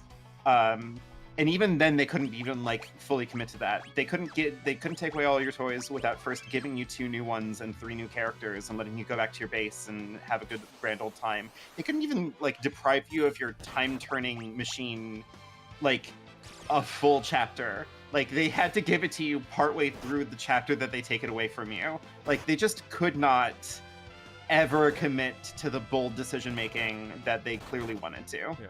Am I allowed to say something hateful? No. Well, Yes, of course. okay. There was Fire Emblem Engage discourse going on today on Twitter.com, Oh no. and I was like looking at it. And I was like looking at the debates around it, and I like threw my one little Chris comment into the well because like why not? Sure. But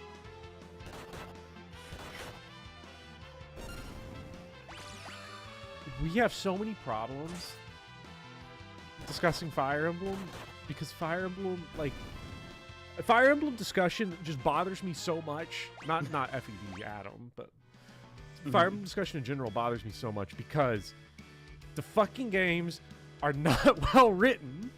And this isn't even like a why aren't people reading Shakespeare elitist thing. It's why aren't they playing Yakuza or something? Jesus Christ.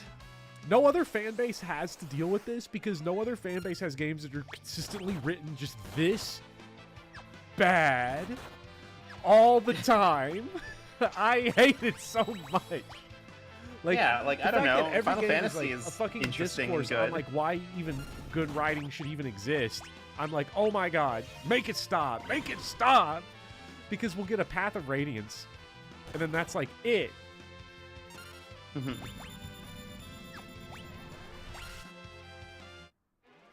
What just happened? Fuck Drippy.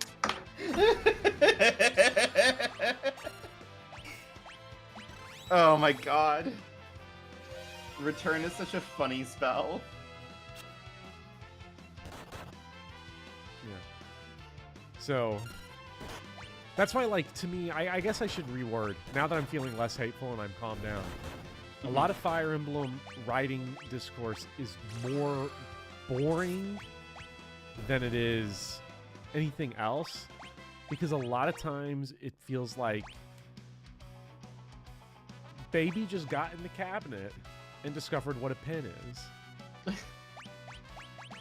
Yeah, I would say that, like, some of the better written Fire Emblems are okay. Like, I don't know. I actually have weird complaints about people who say that, like, Genealogy and Thracia are well written. I think that Genealogy and Thracia have some really good lines and moments in them. I think that they're definitely interesting turns and interesting reveals that those games have, but I wouldn't necessarily say that they're well written. Like, I don't know. I don't know. I don't know how I feel about that, but I would say that, like, Path of Radiance is solid and Radiant Dawn is solid, but, like, again, it feels like I'm just comparing them to other Fire Emblems. Like, compared to other Fire Emblems, they're great, but, like, I don't know. I like them. I think I'm just tired. I think I'm just tired of thinking about Fire Emblem. I think that's where a lot of my frustration comes from, the fact that, like, I'm tired of talking about Fire Emblem writing. And also, like, I think in a more general sense, one of the things that comes up a lot for me is that, like, whenever I have made videos talking about it, a lot of you talk about boring hate comments, the boring pushback that I'll get is, like, people saying, like, well, you know, this or that's not possible to do. Writing better supports wouldn't be possible. It's like, well, yeah, it isn't possible if your only realm of possibility is what Fire Emblem has and hasn't done. Yeah. Like, Galif's dead again. He passed away peacefully in his sleep, eaten by a dinosaur. Shit, I have no ethers and I must scream. I have one ether. Elite. I need to get to a save point and get a tent going. Like, I don't know. Do you remember when Fire Emblem wanted to, like, do a story about how, like, sometimes a war is necessary, but, like, people on the other side of war are also like good people, and losing them is a tragedy, but they don't know how to write, so they just made Fates. Like, I don't know what to tell you about that one. Like, Fates is fun if you're only thinking in the context in terms of how Fire Emblems are written. Sure, but like, is that good storytelling? No. You know, Three Houses had the audacity to say that maybe, you know, What just maybe happened it to is Lena, not by the always- way, was outrageous. What just happened to her? She attacked because it was an undead enemy. She absorbed negative health and died. Oh yeah. That's good. Like, I don't know. It gets depressing to think about. I think that the one take that I've had that I've noticed that people consistently have pushed back against inexplicably has been that I like talking about Fire Emblem 7 when it comes to talking about storytelling, because Fire Emblem 7 like is competent. Like, it knows how to tell a story. Like, it is okay, you know. The plot moves from one beat to the next in a way that makes sense. The characters have moments where they get to have a lot of like fun emotional pathos. There is an escalation of the conflict that like feels reasonable and compelling. Like, it's not rocket science. It's not particularly great. It's not particularly terrible. It's just it does exactly what it's supposed to, and it's fine. Like, I don't know. It's just it's surprisingly competent, is I guess what I have to say about Fire Beckman Emblem was asking 7. for a chess lore deep dive. Maybe we will do that. And Lord Pence brings up a compelling argument. Have you thought about logic fail? You know, I haven't thought about logic fails. Logic fail is a big deal. Why does Lena do random things? That's what I'm trying to figure out. Why does Lena? Oh, it's because I know why. weapon? It's because she has the dancing dagger on. Yeah. Oh, So she has the dancing dagger on, so all her attack command right now is currently just the dance command. outrageous. Mm-hmm. Fighting Emblem 7 also does have Hector. Well, let me light my dancing dagger on fire, and Bart's is dead again. Eric, I have not considered their disguises when they go into burn. Never mind. Fire Emblem 7 is actually terrible. Among the worst games ever made? Yeah, clearly.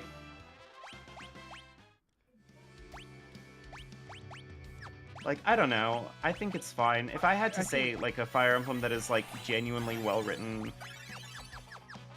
I would probably say that it's probably like Sacred Stones or Path of Radiance. Like, Sacred Stones is good. People just don't care about it because I don't want to say misogyny. Say it. You want to say it. I mean, I just did. But, you know. No, I mean commit to it. You want to commit to it? Yeah, misogyny. People are like, why did Erica trust Leon? Logic fail. And the answer to that is that she cares about him.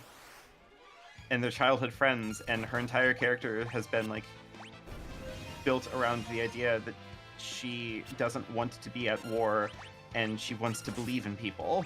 Like, I don't know. The explanation that for makes why the logic makes a lot of sense to me.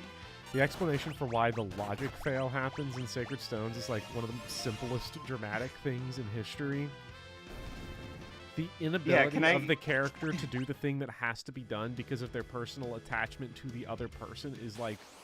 Can I introduce you to most dramatic storytelling? Yeah. Like, I don't know what to tell you. Look, but maybe this isn't an internet thing, right? Okay, so like, maybe way back in the day, you know, during like the Festival of Dionysus, there were people sitting at like the theaters in Dionysia or in Athens fucking bitching about Sophocles' logic fails. Like, we don't know. We say like it didn't happen, but like, I'm just saying, like, maybe there were people just mad angry. Yeah, maybe ancient Greek audiences were like, oh, if that were talking about Oedipus, if that were me personally. Yeah, why did Clytemnestra kill Agamemnon when she knew that, you know, arrestees would take issue with that. Logic fail. If I was the choir and the suppliants, if I was 50 people all at once, I'd have just jumped him. Why would Orestes kill Clytemnestra? He knows that she invoked the Furies. What the fuck? The biggest mistake that you can make, and I don't want to make it, it's easy to make, is being like, oh, people are dumber now. People were just as fucking stupid back then when it came to art criticism, I'm sure. Hey, if we want to talk about a character who should have done the right thing, but their emotions got in the way and their attachment to something was their own undoing, can I please direct your attention to the myth of Orpheus, a myth that is so fucking famous that so many other things have been riffing on it that it's unreal. Why didn't Orpheus just trust Hades and not turn around? Logic fail much.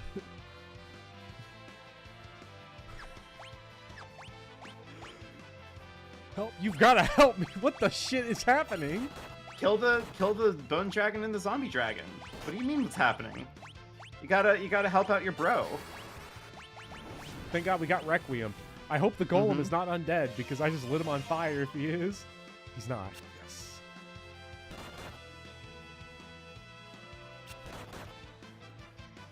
Swear to God, if the golem drops a call an ambulance but not for me on me when I beat this guy, he'd be so mad.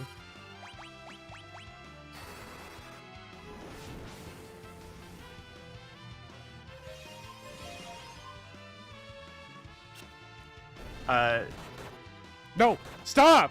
Stop! Oh my God! Kill him! He's berserked! Kill him! Kill him! Okay. Gallop down. No! Now, okay.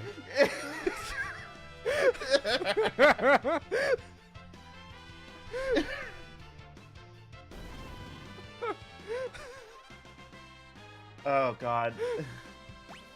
Oh God, I can't. I don't have the energy to keep on talking about Fire Emblem Discourse. Can we? I'm gonna request.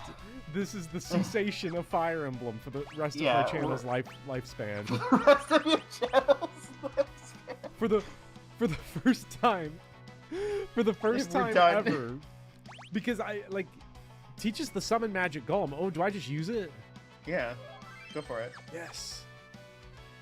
Because if I'm keeping it real right now, a lot of my frustration is a combination of burnout and reading comment sections for 3 years. I genuinely agree with a lot of the stuff that I'm saying.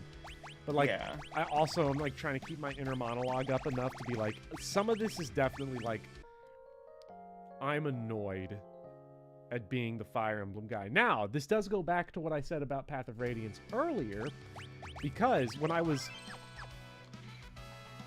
Here's what I was like yesterday. I was like, okay, you know what? I don't buy expensive games. I never do. But I'm really into RPGs right now, getting through all of these. I'm gonna splurge on one, if they have one, at the used game store. If they have a Xenogears reasonably priced or something. And because it was which felt sad actually in a way, because I was I'm gonna buy my own expensive birthday present. That's depression, but not shoot, really. When's your birthday? Yesterday. It was yesterday? Yeah. And you know what I celebrated it by doing? What? Playing mid on my Steam Deck. Oh my God. You know what? Fine. Unhappy birthday now. I hope that it sucked. Happy -1 birthday. Well, thank you all. Yeah, happy the early point though birthday is that for I was like, you know what? Maybe I'll get me something. Maybe I'll get me something nice. They had Path of Radiance in the case for $180. I was like, that's outrageous. I looked at the guy behind the counter and I'm like, you know who I am? You gotta give me that at a discount. Who are you? Did you just pull a you know who I am? Yes. That's great. I was like, I am that's great. a leading voice of the Fire Emblem Discourse Machine. Professor Bopper, never heard of you. Get the fuck out. Now, it was $180 lag for disc only. It was disc only. It was not complete box. It was only the disc. So that's why it was 180.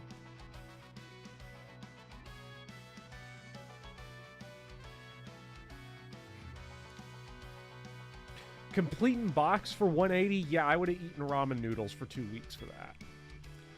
Yeah. They had Xenogears there for 155.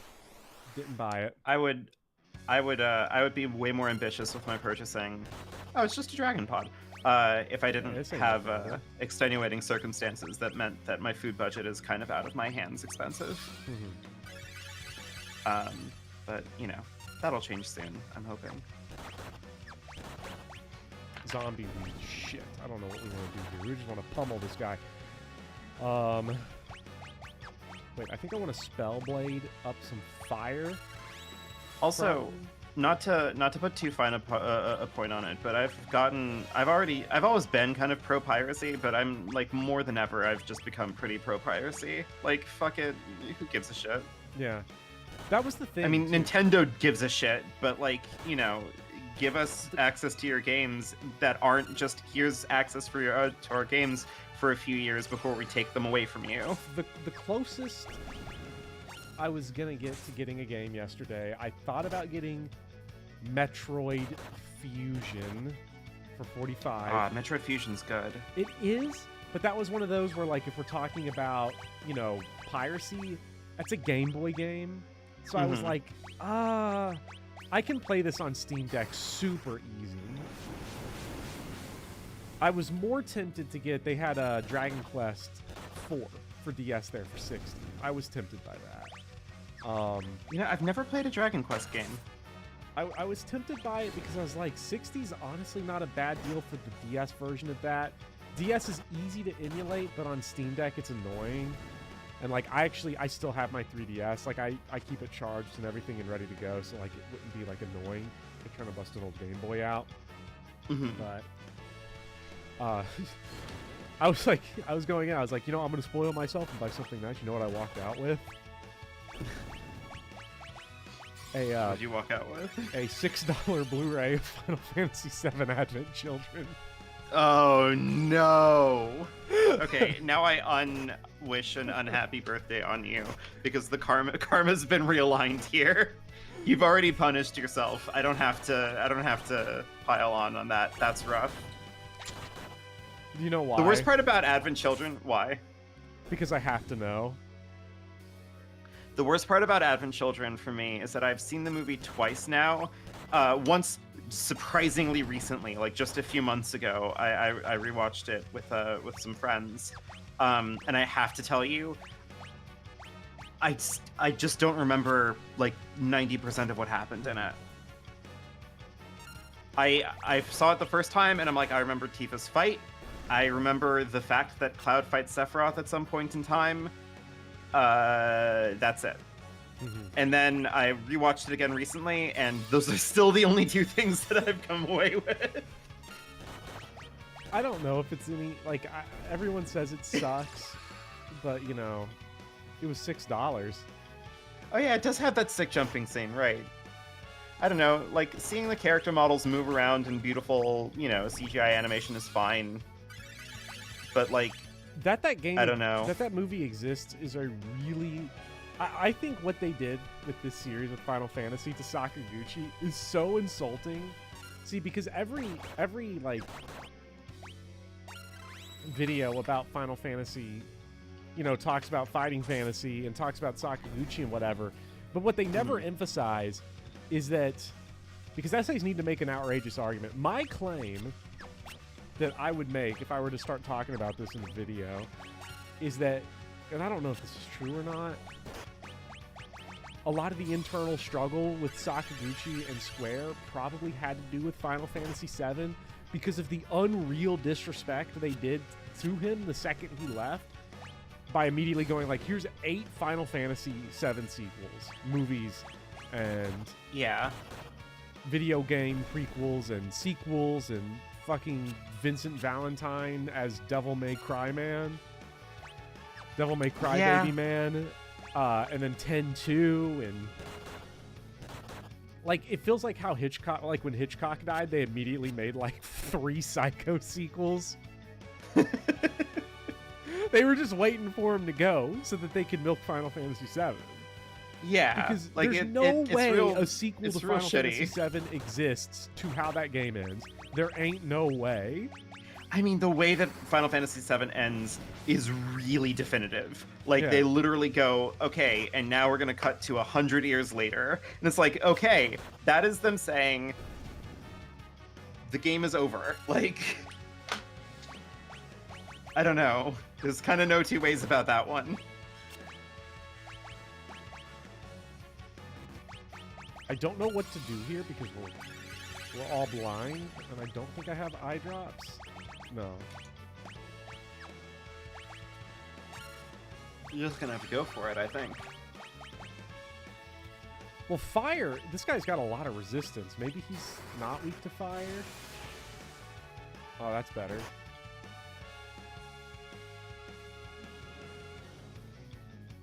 I really hope Advent Children's good. I spent $6 on it, on Blu-ray. Yeah. I hope it's good, too. I've seen it twice, and I can't tell you. It's so painful, though, to know that I was like, I'm gonna spoil myself. Advent Children. Can we, like, I don't know, can we, like, community crowdsource a Bopper birthday present? Come on. Well, here are the other things I was thinking about. Parasite Eve 2, but that game sucks. Dino Crisis 2, but that game's even worse. Mm-hmm.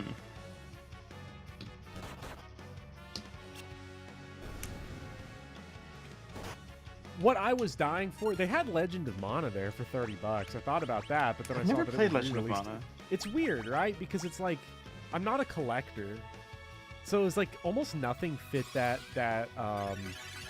niche of like, what's an old ass game? I guess for me, it would almost have to be like Teach your salary, Bopper. Don't spend that $6 in one place. I guess for what like the thing that freaked me out though, honestly, I don't know if you have gone into any sort of used game store or anything recently and looked at the prices on stuff. I haven't. It's weird, right? Okay, so they had Final Fantasy X there on PS2 for $6. Mm-hmm. And they had like 10-2 for $5. Oh, yeah. Of course. And I know those are not rare games, but it's usually RPGs, no matter how well they sold, that creep up in price like crazy. And they had Silent Hill 2, which I already have Silent Hill 2. I bought it for $20 back in the day, like 7 years ago. It was in the glass case for $100. Jesus.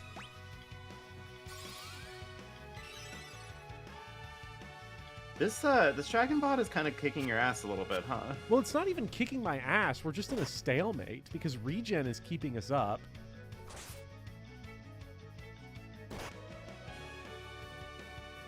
Great. The problem is that my Berserker is paralyzed. And blind and poisoned and old. Yeah.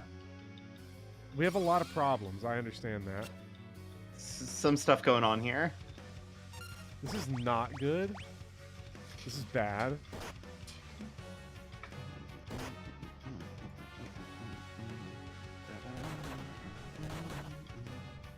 Silent Hill $2 million. You own Legend of Mana. It's pretty interesting. Yeah. Silent Hill 3 is like 180. I have a bunch of like horror games on PS2. Because I guess that is, if there is one thing that I've kept across time, it's like my horror games. So all the Resident Evil stuff and Silent Hill, Fatal Frame, and even like Shadow Hearts and stuff. And like all those are now like comical. I don't get it. Mm-hmm. So no, let's not crowdsource me to get Xenogears when I could buy it for $10 on PlayStation 3 download. I found out. That's I just fair. assumed that every game was like a Nintendo game and that they've never been re-released. But then you look at like all these old games and like they're just on the PlayStation Store or Steam now. Because most companies are like, you know this thing we made that like just already exists? What if we just like didn't stop selling it for 0 overhead cost? Let's see, what do I want to switch here to beat this guy? Because I'm not even sure.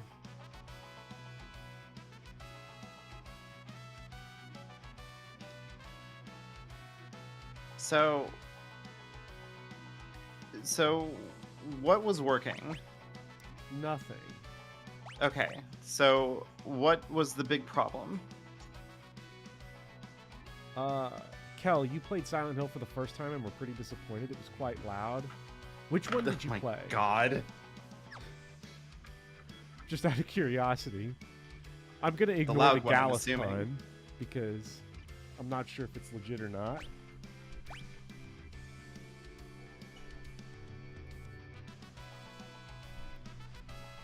Two. I'm replaying 2 right now, and I do it. Like, I'm ready to declare that Silent Hill 2 is the scariest game I've ever played. I haven't shit. played it since I was like.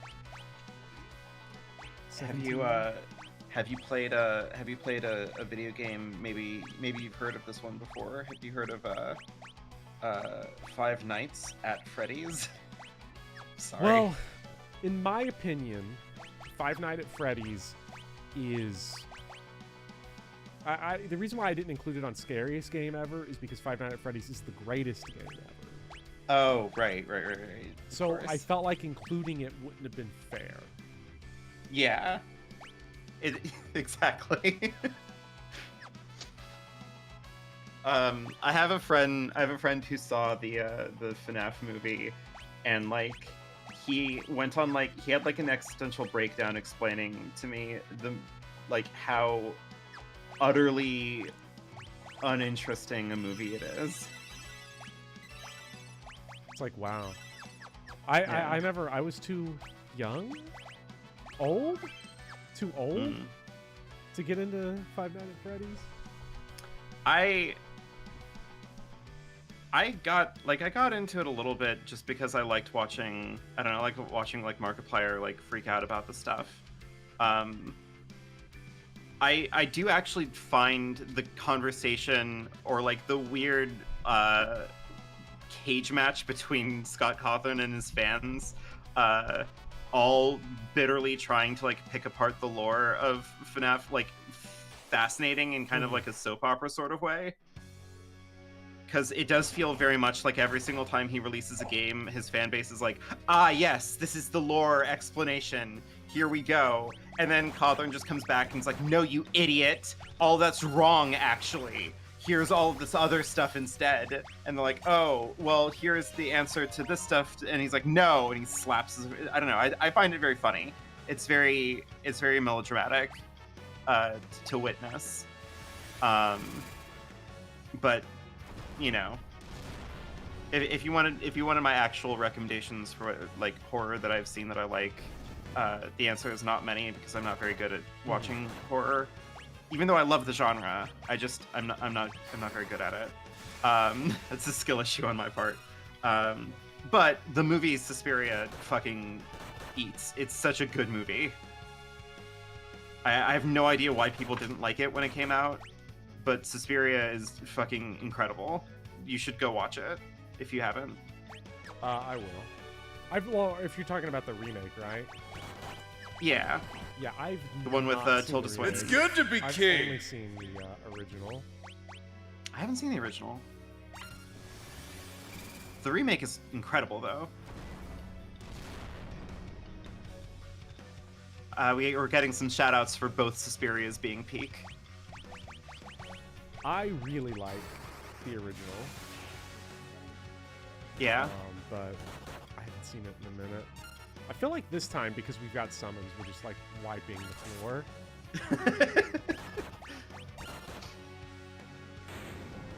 Wow. Also, congratulations Wow. on. Isn't this fucking the duality of Final Fantasy V? Final Fantasy If you're V unprepared, is crazy.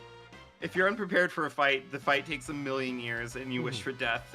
But if you come in like with some idea of what to do, then you can just wipe the fucking floor with it immediately. Well, the fact that Titan just immediately kills all the little guys, and I guess they were the ones inflicting the status issue. I didn't take a single hit. I'm at full health. Oh my god. I didn't even realize the big guy couldn't do anything. Wow.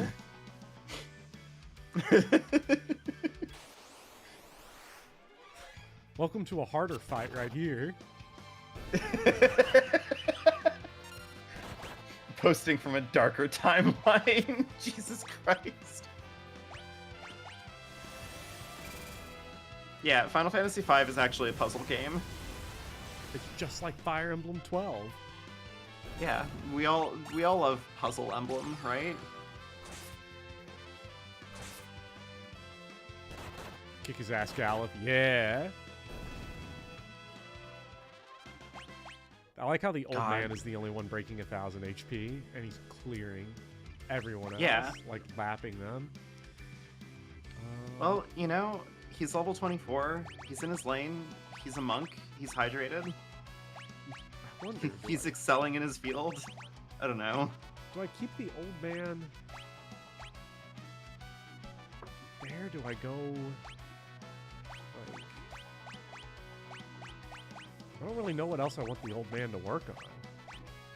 I also kind of like that they just give you all of the classes in the game, like, pretty early on. Oh, is this all of them? And you just... I think so. Like, you got all 4 crystals, didn't you?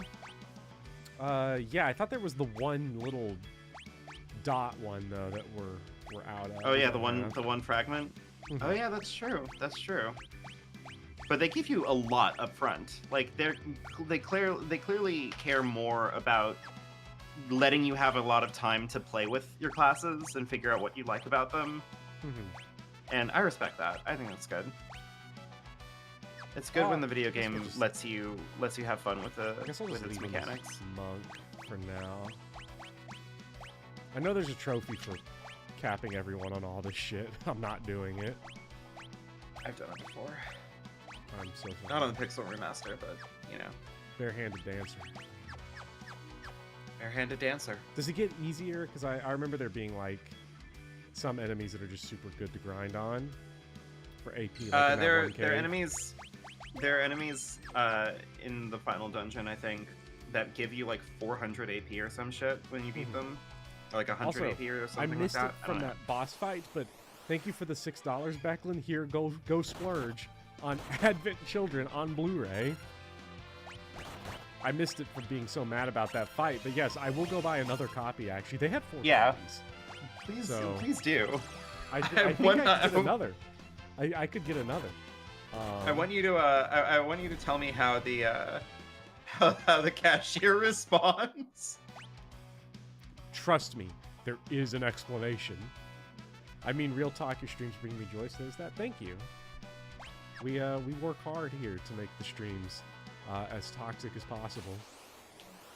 I feel like today, especially, we've been really caustic, like just corrosive. We really have. Like we've really been going mad here. Which is weird, right? Because, like, I feel like this, of all the Final Fantasy V streams so far, not only has it been the most caustic, it has definitely been the stream where I've absorbed the least of Final Fantasy V, which does put in doubt my intention to stream 10. I don't know if I'll absorb the story if I do it that way. I mean, we're kind of in like a side questy kind of vibe in wait where we are currently. Yeah, exclamation point just popped up. You know, don't let me forget. Like, what are we doing? We're getting grass. We're getting grass for a dragon. Yeah, and we got it too. Yeah. Thank you so much for the $6, Anton. You got another $6. That's a third copy. Bone mail. Happy birthday, Booty. Thanks for all the good hangs and all you do. Thanks, Anton. I appreciate it. So that's now we'll have 3 copies of 3 copies of Advent Children on Blu-ray. See, because we've joked about it now, and I don't know if that was the motivation for both Beckham and Anton to give $6. I am tempted to go post on Twitter. Here's my 4 copies of Advent Children on Blu-ray. God. You just become the Space Jam DVD guy, but for Advent Children. Oh. We'll go with the Sleep Blade, because that's actually good in the bone mail. What I've seen from the stream looks like the most boring game for you to play, which is weird, because I disagree completely. This game kicks fucking ass in every imaginable way. I don't want to take away... Where's Bone Man? Oh my god! You lose 3 strength, but you more than...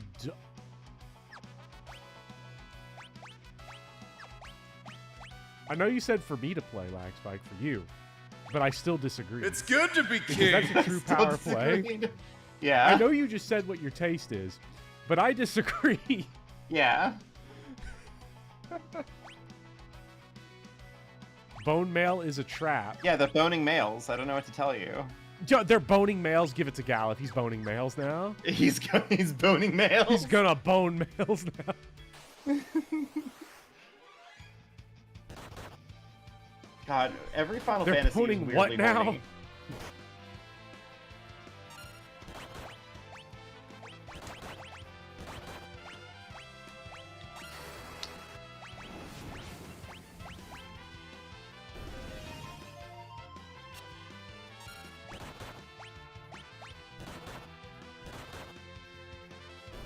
Oh my god. No, no! Goodbye, Lena. I'm so sorry. They're killing them too fast. Please. Okay, we're gonna get all of our EXP. They came too hard.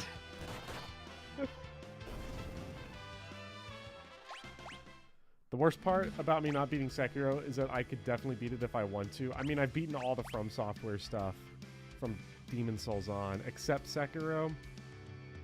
There's a couple of DLC packs I haven't beaten because I haven't gotten around to them. Each time I've tried Sekiro, I've gotten further each time. I definitely could beat it. Mm-hmm. Like, I'm not gonna like front on that. Like, I am actually good enough to beat Sekiro. I've got that dog in me. The problem is that just finding the time to get back into it, because I'd have to start it over if I got back into it. And that's what's intimidating. I got really mad about Guardian Ape.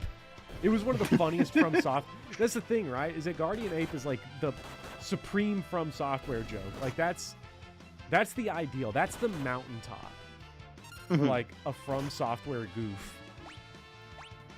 And it made me so mad. I'm so sorry.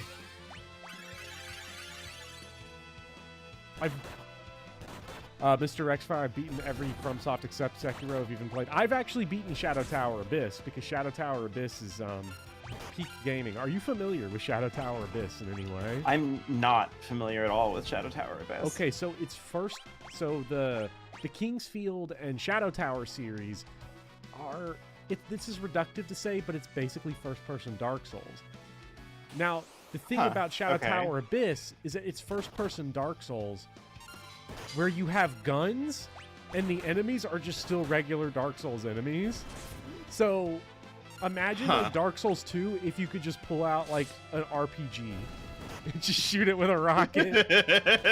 It is so funny. It is not a difficult game once you start getting to the guns, and rightly so, because it just takes its core concept and runs with it. Incredible.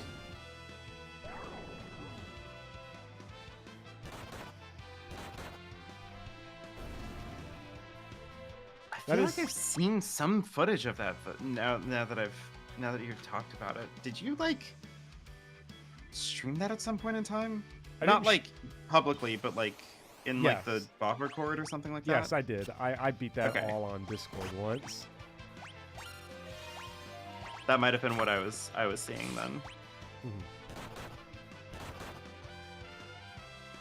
Wait, that's what bone mail does? Wait, what did we... Wait, did Galuf just bone a male and I missed it? Galuf just bone a male.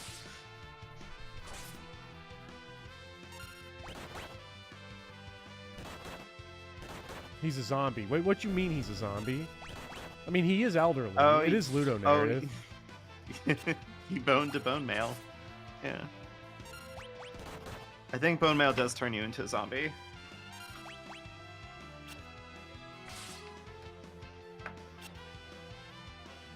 Curative magic hurt him. Huh. Honestly, you know what? Fits the build. Fits the build. Let's try Cure on him. I think it probably works outside of... Yeah, it works outside of battle. Okay, so this is just more Supreme Berserk action, right? Yeah. I love Berserk. I've never read Berserk. Where am I? I'm getting all turned around in this very simple dungeon.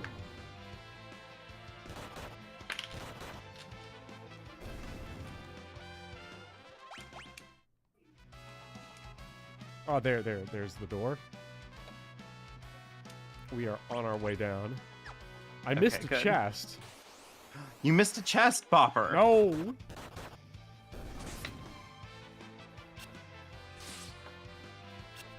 No. It actually feels weirdly liberating, though, I will say, like, getting to the point where I can afford 4 copies of Final Fantasy VII Advent Children. Well, now you can. Yeah, I can now. Thank you, everyone.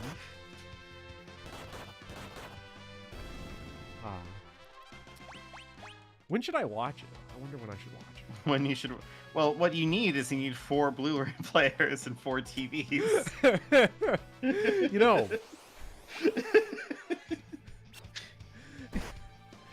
18 Blu-ray players. Like, I do wonder. I'm trying to think of how I can hook this up. Okay.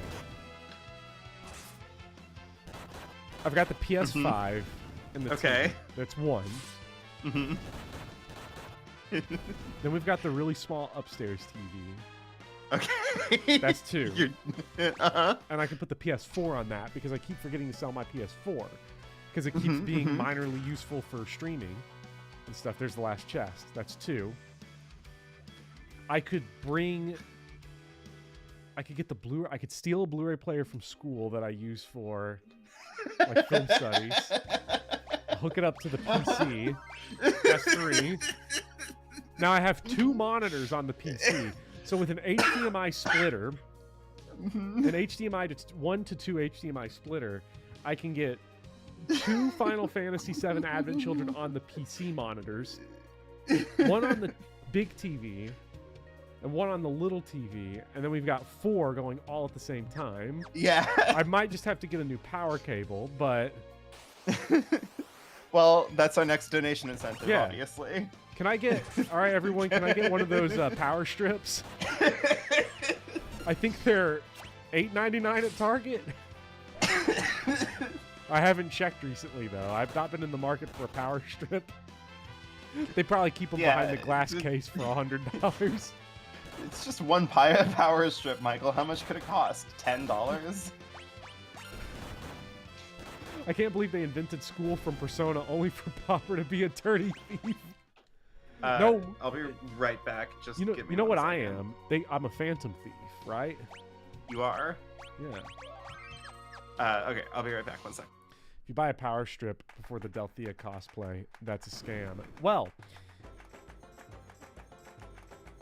the Bopper, the true Bopper face reveal, the whole body reveal will be when I cosplay Bart's Riz. I'm back. Which Final Fantasy character should I Should you cosplay? face reveal as? by cosplaying? Laguna? Oh man, Laguna's a good choice.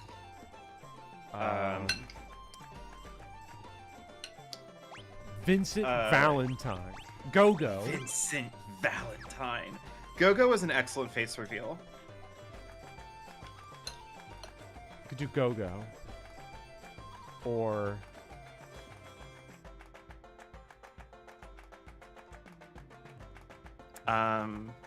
You're old, but not that old. People seem to forget. I remember the birthday stream that was the end of the original Sacred Stones run, because that was the COVID year. Catchy, says Lord Pent. Oh, yeah. Yeah, just getting the big cat suit. Yeah. Lord Kelger is very sick. I read overexerting as oversexing himself. Okay, so listen. Kelger isn't the NPC in this village that I'm, like, down bad for. However, in my horrible Gachapon phone game, where he is a playable character, they, like, made him just a little bit more, like... They like, put him in the prime of his youth or whatever for it, and he can get it. Okay? Kelger can get it. Wait. Oh, wait, you're saying he wasn't the one you were in love with? No, there is one here in this very village. I don't know if you've run into them yet. Frog. A frog. Whoa. Him? No. Oh man, where's Kina when we need him? Please bring me a frog. Come on. Bring me one. I gotta have one. Please. That guy comes off like a Simon's Quest. Yeah. Where is Quina when we need her?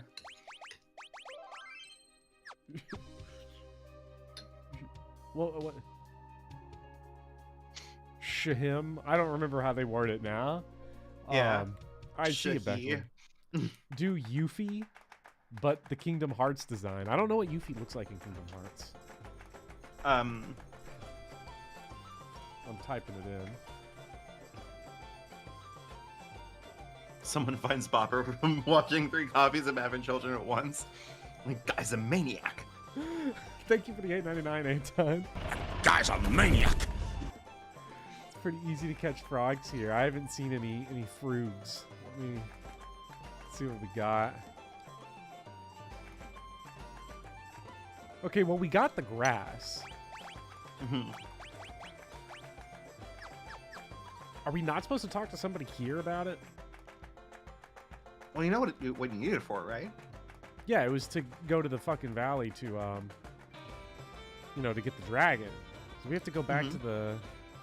Shit, no, yeah, you're right. It wasn't this village. It was the castle, right? Yeah, it was Ball.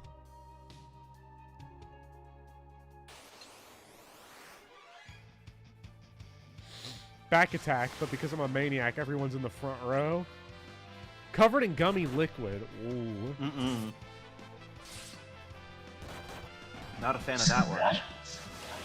No! The second, I don't think you heard it, but on my end, the second I said covered in gummy liquid, I just heard the James Franco. So good. So good. Cursed. I'm in some bad HP classes, that is for sure. Yeah, you're a little I'm squishy. light on. Yeah. I'm squishy and covered in gummy liquid. This is not okay.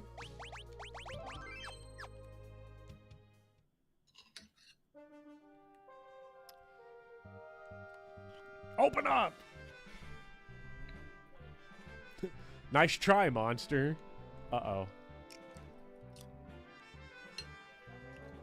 Oh my god, wait, is Gallop about to, if that were me personally, this whole thing? Still, I love Alfred Engage because he does, if that were me personally, that whole chapter where he just kicks the door in.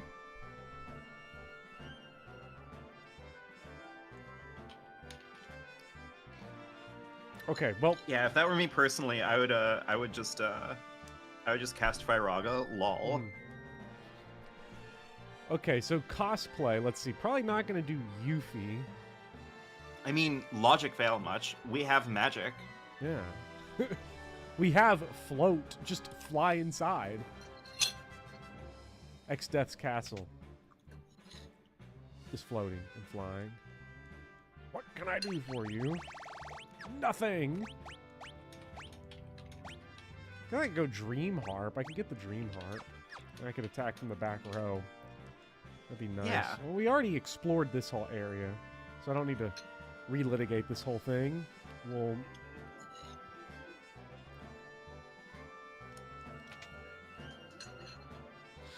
get up there and take this to Cosmic Kiryu, however we get up there. Well, I'm glad that Cosmic Kiryu is back. Yeah. I missed the dialogue. Is this the same Cosmic Kiryu, or is this Cosmic Kiryu adjacent?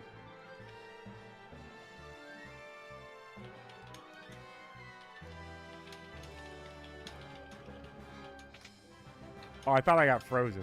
This is intentional. Lord Krill complained of a headache. Uh-oh. Uh-oh. Cosmic Kiryu versus...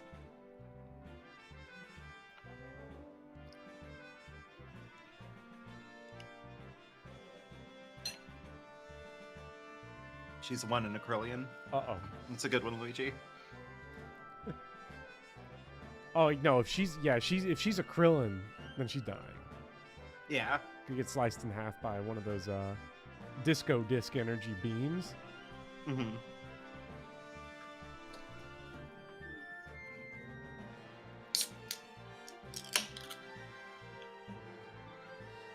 We gotta see Guido.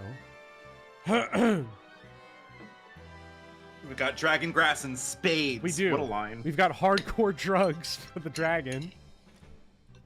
Yeah. Where do we find this Guido anyway? It was on a small island in the ocean northeast of Drakenvale. So Drakenvale was the mountain we were just on. So we gotta go to a small island northeast of it. Mm-hmm. Me personally, I just wouldn't die. Yeah, fuck it. I just wouldn't succumb to illness. I mean, that was like Bill Maher's stance on the whole like anti-vax movement forever, right? Yeah, if that It's were me just like, personally. oh, you know, I find out that like maybe you have just a better diet, asshole. Like, what a cool man. Me personally, I would just eat more spinach and bok choy. Every single time I see like a conservative person on the internet go like, you're being unfair and attacking our comedians and like personalities or whatever. You wouldn't like it if we like went after Bill Maher, would you?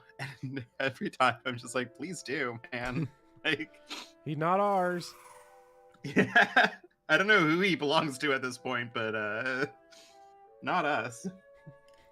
That's like that'd be like the meteor telling that one guy in that one village, yeah, but what if we landed on your mother-in-law?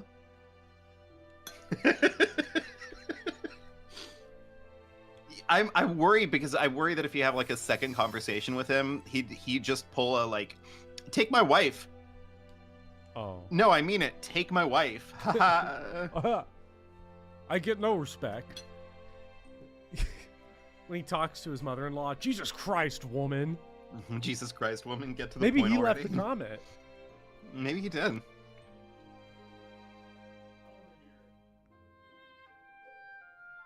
Gender wrong. Electromagnetic spectrum. Electromagnetic spectrum. Yeah. Jeez, oh Pete.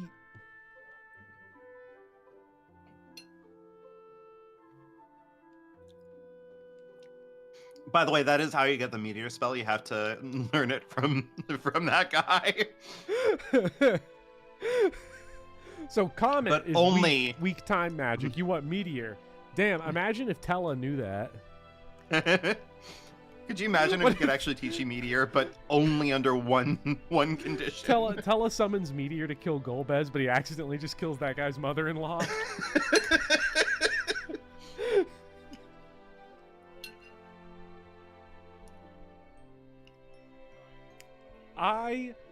That's it. I'm gonna cosplay as Kane. Yeah. I don't want. Is that self-fulfilling though? Like if you cosplay as Kane, do you lose your does your Riz stat drop? I have no idea. I've never had Riz. Never intend to. Well, don't cosplay as Kane. If you ever wanna buff your Riz stat, I would recommend cosplaying. Well, who shouldn't you cosplay as? Not Kane, and definitely not Zidane. Because he is the El Riz king. Yeah, Zidane does not have Riz.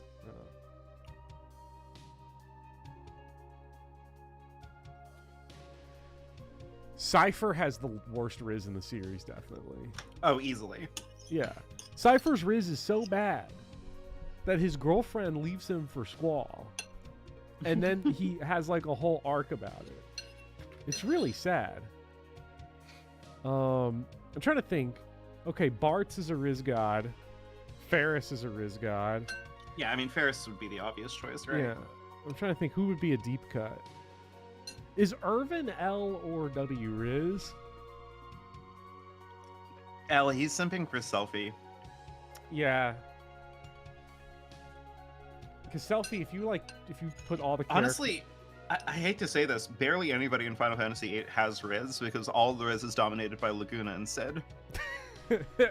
Sid, yes, Sid 8. Sid Final Fantasy VIII has the most Riz in the franchise because not only does he pull a goth baddie, he fucking robs Norg blind. Like, he's got bad bitches and big stacks of cash. He's a veritable Yes. Lupin the Third. Final Fantasy VIII Sid is my hero. Who's got like, okay, a lot of Sids have W Riz. I'm trying to think. FF8 Sid has W Riz. 7 Sid has L Riz. 16 Sid has W Riz. I actually disagree. I'm sorry. He doesn't have a lot of Riz. He has a little bit. Ultros but he does. Ultros Riz. Ultros Riz, Jesus Christ. Ultros Riz is so far in the negative, nobody wants to see him. Balthier. I mean, Balthier is actually probably peak Riz in the series if we're going on just straight canon. Oh yeah, no, Balthier has charisma for days. Oh, Balthier. Balthier has maybe my favorite moment in the series easily is the space scene in 8. If I had to pick a jokey scene where I read it in a certain way, it would be once you get the first MacGuffin in 12. So you go to the castle as Vaughn, and you meet Fran and Balthier, and Vaughn's trying to steal the MacGuffin, and Balthier and Fran are there and are like, you don't think we're just going to let you have it. And then when you get back to Rabanaster, Balthier's dialogue can basically be summarized as here, Vaughn, take the bag, don't get caught holding it. Me and Fran are gonna go have nonstop sex. See you later. Yeah. And Vaughn is just like, okay, I'll hold the bag. They just left him holding the bag, and then he gets caught. Balthier is that guy. He is him. Listen, if your partner in crime is Fran, like, come on. Any chance you get, right? Yeah. Any free few hours you have on hand, you're like, yeah, I'm gonna, Because every waking hour you're spending making the spoony one face. It's murder on your cheekbones. Yeah. That is supreme Riz, but I'm actually gonna have to call this stream short tonight by an hour. That's okay. Because oh my god. So oh my god. Fran... Before I just want to say really quick. Hades is happening, and there will be more details on this in the future. Hades is happening. Hades is here, but yes, as you were saying, Final Fantasy. Fran may be Rizless. So here's the thing. Fran is a case of having Riz thrust upon someone. Fran is not interested in having Riz. She just does have it. Yeah, like, Balthier is clearly constructed Riz, and I respect that. Fran is just natural Riz.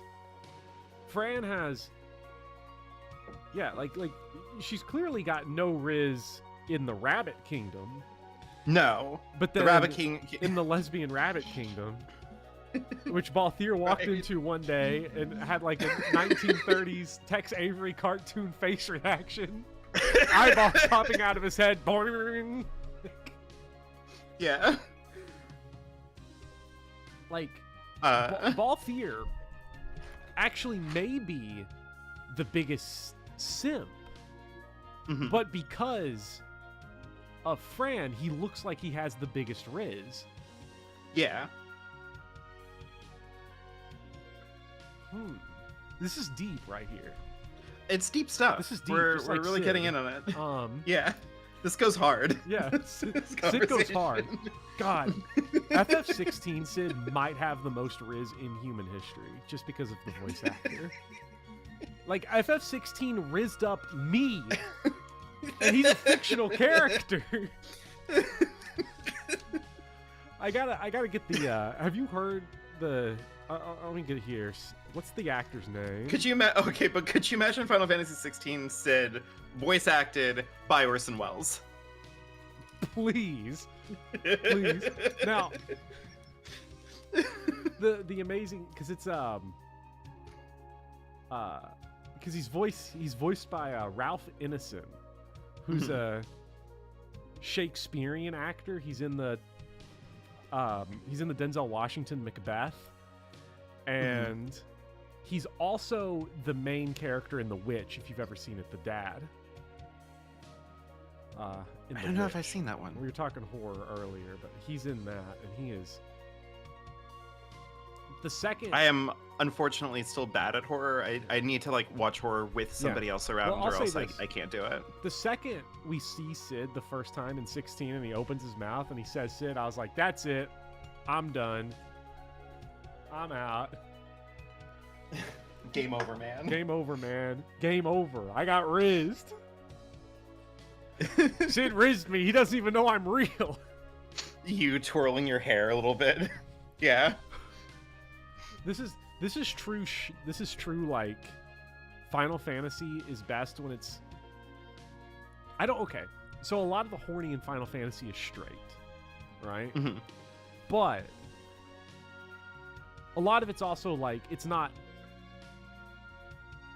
heteronormative. That's the wrong word to use, but if you kind of know what I mean, like it's not.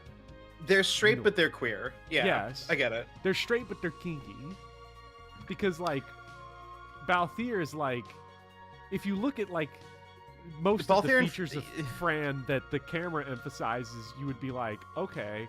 But then also, she's a fucking wild animal with like wolf hands and dog Yeah. feet and rabbit ears. I like that her quickenings are here's the thing. This is the reason why Cindy is such a weird fucking choice for a horny character in a Final Fantasy, because she's horny in very conventional ways. They made a bunny girl. They made a real fucking whole ass bunny girl in a Final Fantasy game, and her quickenings are just beating the shit out of people. Yeah. Like she doesn't have fancy little magic spells. She just beats fucks them the up. shit out of people. Yeah, Like it's great. Like they know what they're doing. Mhm. They know what they were doing. And also, like, her unarmed animations are like her stilettoing people. Yeah. And it's like, oh my god, I wish I was generic Wolf G. Yeah. Like, come Um, on. Do you think that they did that on accident? Like they knew. Like, because Cindy comes out in Final Fantasy 15, big fucking jiggle tits in the screen, bends over the car, shot riding up the Jort's ass. She And has I'm like sitting there, like- tasteful grease stains on Yeah. her like face. Like And I'm yeah. like sitting there unimpressed. Sid comes out in 16, starts speaking like Shakespeare, and I'm like, I'm rizzed! Wait, Cindy came out. Sid Listen, comes out. that would listen. Final Fantasy 15, but literally every single person in it is gay. Best game. It's top tier at that video point game. it becomes it becomes like a John Waters post-apocalypse. It's children of men, but it's because everyone's gay. Yeah. If Cindy FF15 were a lesbian, that would be one of the saddest existences ever. Because every other woman's off screen. Yeah. There are no on-screen women. Cindy, you should go rizz up Luna Freya. Oh. Where is she? Every time I'm looking for a woman, where are you? It's so funny. They do a time skip, but they never want to show any woman get older in Final Fantasy 15, so they just don't exist anymore Yeah. in the time skip. They're just like, oh yeah, no, they're like off screen or something. It's fine. They're doing important stuff. It's okay. Where did Cindy go? You ask the Final Fantasy 15 14-year-old character designer. She went off screen. What do you mean by that? Yeah, she's not here anymore because we did the math and we found out that 10-year time skip means that she's like 31 years old now. So like, nah, she's gone.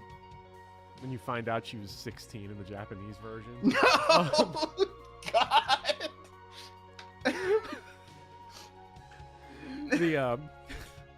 Hey, look, all I'm saying is that Gladios's winter bulk is over, but this year he was focusing on grip strength just for the boys. Yeah. That would be the most. I think that was one of the things I said, and the other one was like, Prompto, I told you, no pictures. I can't wait to play 15. The reason I don't want to play 15 is like, one, the gameplay makes no sense from what I remember. And then two, if I'm playing a game that makes no sense, don't make me play as straight guys. Like, yeah. There can be a straight guy there. We can have our Cecil or our Zidane, okay? But we need our neo-pronoun frog people, and we need our loser incels, and we need our women who are roommates with their best friends, and we need all that. They're roommates. We can't have just 4 straight guys driving a car and follow. I mean, that's another problem that I have with Final Fantasy IV is that outside of 15, Final Fantasy IV is really like one of the straightest Final Fantasies of all time. It's really sad, right? Like, it's a real letdown. Like Final Fantasy IX, yes, Zidane is really uncomfortably straight, and I don't like that. But Final Fantasy IX also has a fucking rat girl and Quina and, you know, fucking Steiner in it. And I know that Steiner is supposed to be like a straight man and he's in love with Beatrix or whatever, but like, come on. Come the fuck on. I mean, all of the Final Fantasy IX women Alexandria guards dress like Fran. So, like, yeah. I don't blame him for being straight. Let's be real. They found a way to put jiggle physics in a PS1 game. If I was Steiner, I'd be like, what are they going to come up with next? Like, I have to know. Yeah, I've got to know. Steiner. God. To be fair, every scene with Steiner is basically, Steiner, you have to stop. You smoke too tough. You swag too different. Your bitch is too bad. They'll kill you. I like how much every single time somebody that I know gets into Final Fantasy IX, they look at Steiner, who's a character who's supposed to be made to look kind of goofy and kind of silly, and is clearly there for like a younger audience to be like, ah ha ha, he's like a funny man. And every single time without fail, the friend that I get into Final Fantasy IX is like, Steiner has the most riz on Earth. I don't know what's happening. Yeah. Steiner, he's like Balthier, right? He's gonna have. Mm-hmm. He's sort of like if we started Balthier's arc earlier, because he's gonna construct riz, right? He doesn't have riz, but I see where he's gonna, like. He's gonna riz up like no one's business. Yeah, once it activates, once he goes like Super Steiner, it's over. Yeah. We're gonna hear some story in the future about how, like, oh yeah, 60% of all humans on Earth are related to Steiner. Like, it'll be like Genghis Khan. Like, yeah. Steiner the Resurrector. I'm waiting for Disc 3 because I heard that in Disc 3, he goes undercover as the Rizzler. As the Rizzler. Okay. And he gets jiggle physics. And he gets... Jesus Christ. Where is this conversation going? Well, that's why Lana disappeared, right? Because Amarat's like doing all that. Lana shows up, does her job, and then she's gone off screen for a long time. It's gonna come out. I married Steiner. What? When did this happen? We've been watching Steiner. What? Yeah, what? What happened? Steiner. But what about your girlfriend in the? Oh. Guy's a maniac. Jesus Christ. That's his problem, right? Steiner's problem. Your pitch is too Yeah. bad. They'll kill you. That is a guy though that needs once he gets in the blunt rotation, it's over. Beatrix, Yeah. move aside, or Nart. Not. Bart's this entire conversation up. Steiner the reserve. I didn't realize that's what you had said earlier. Women over 25. Ew. You know, okay, Zidane is actually, he's what, like 16? Something like that. They give his age. 16 in the game. Kane comes out in 2000. That puts him born in 84. Oh my! First of all, Zidane was born in 1984. That's wild. Wild. They keep trying to censor him in the North American version because he's a fucking pervert. But anyways, they're trying to 1984 him. That would put him. Zidane is now 39. Yeah, he's old enough to where he could have been the character designer for Cindy, and it would track. He is the one Final Fantasy protagonist that would be attracted to Cindy. Other than Kane, but that's more out of desperation than perversion. God. Kane Could you is- imagine if in the after years they just invented a girl for Kane to fall in love with, like Hunchback in Notre Dame, like the Hunchback of Notre Dame 2? I would love for them to do that, and she still rejects him. We really wanted to reinforce his lack of riz in the after years. See, I'm because- sorry. I know that you went on a perilous quest for redemption or whatever, but no, still. What you got to understand about Kane is that, you know, Zidane peaked in high school. Kane never peaked. Yeah. That's not even that he has yet to peak. But he just won't. Rosa is not going to appreciate it when Kane starts showing her Reddit threads. God, is Kane a Redditor? Oh, that's grim. Okay, we got to get out of here. This is wild. Yeah. Final Fantasy's awesome. But anyway, Final Fantasy is so fucking good. I'm so glad that you're into it. I almost said I'm so glad that I got you into it, but I don't know if I want to take credit for that. Final Fantasy 3 got me into it, but which is also wild. But yeah, thank you everyone for joining. I'm gonna go eat dinner and watch football, and we will be streaming on.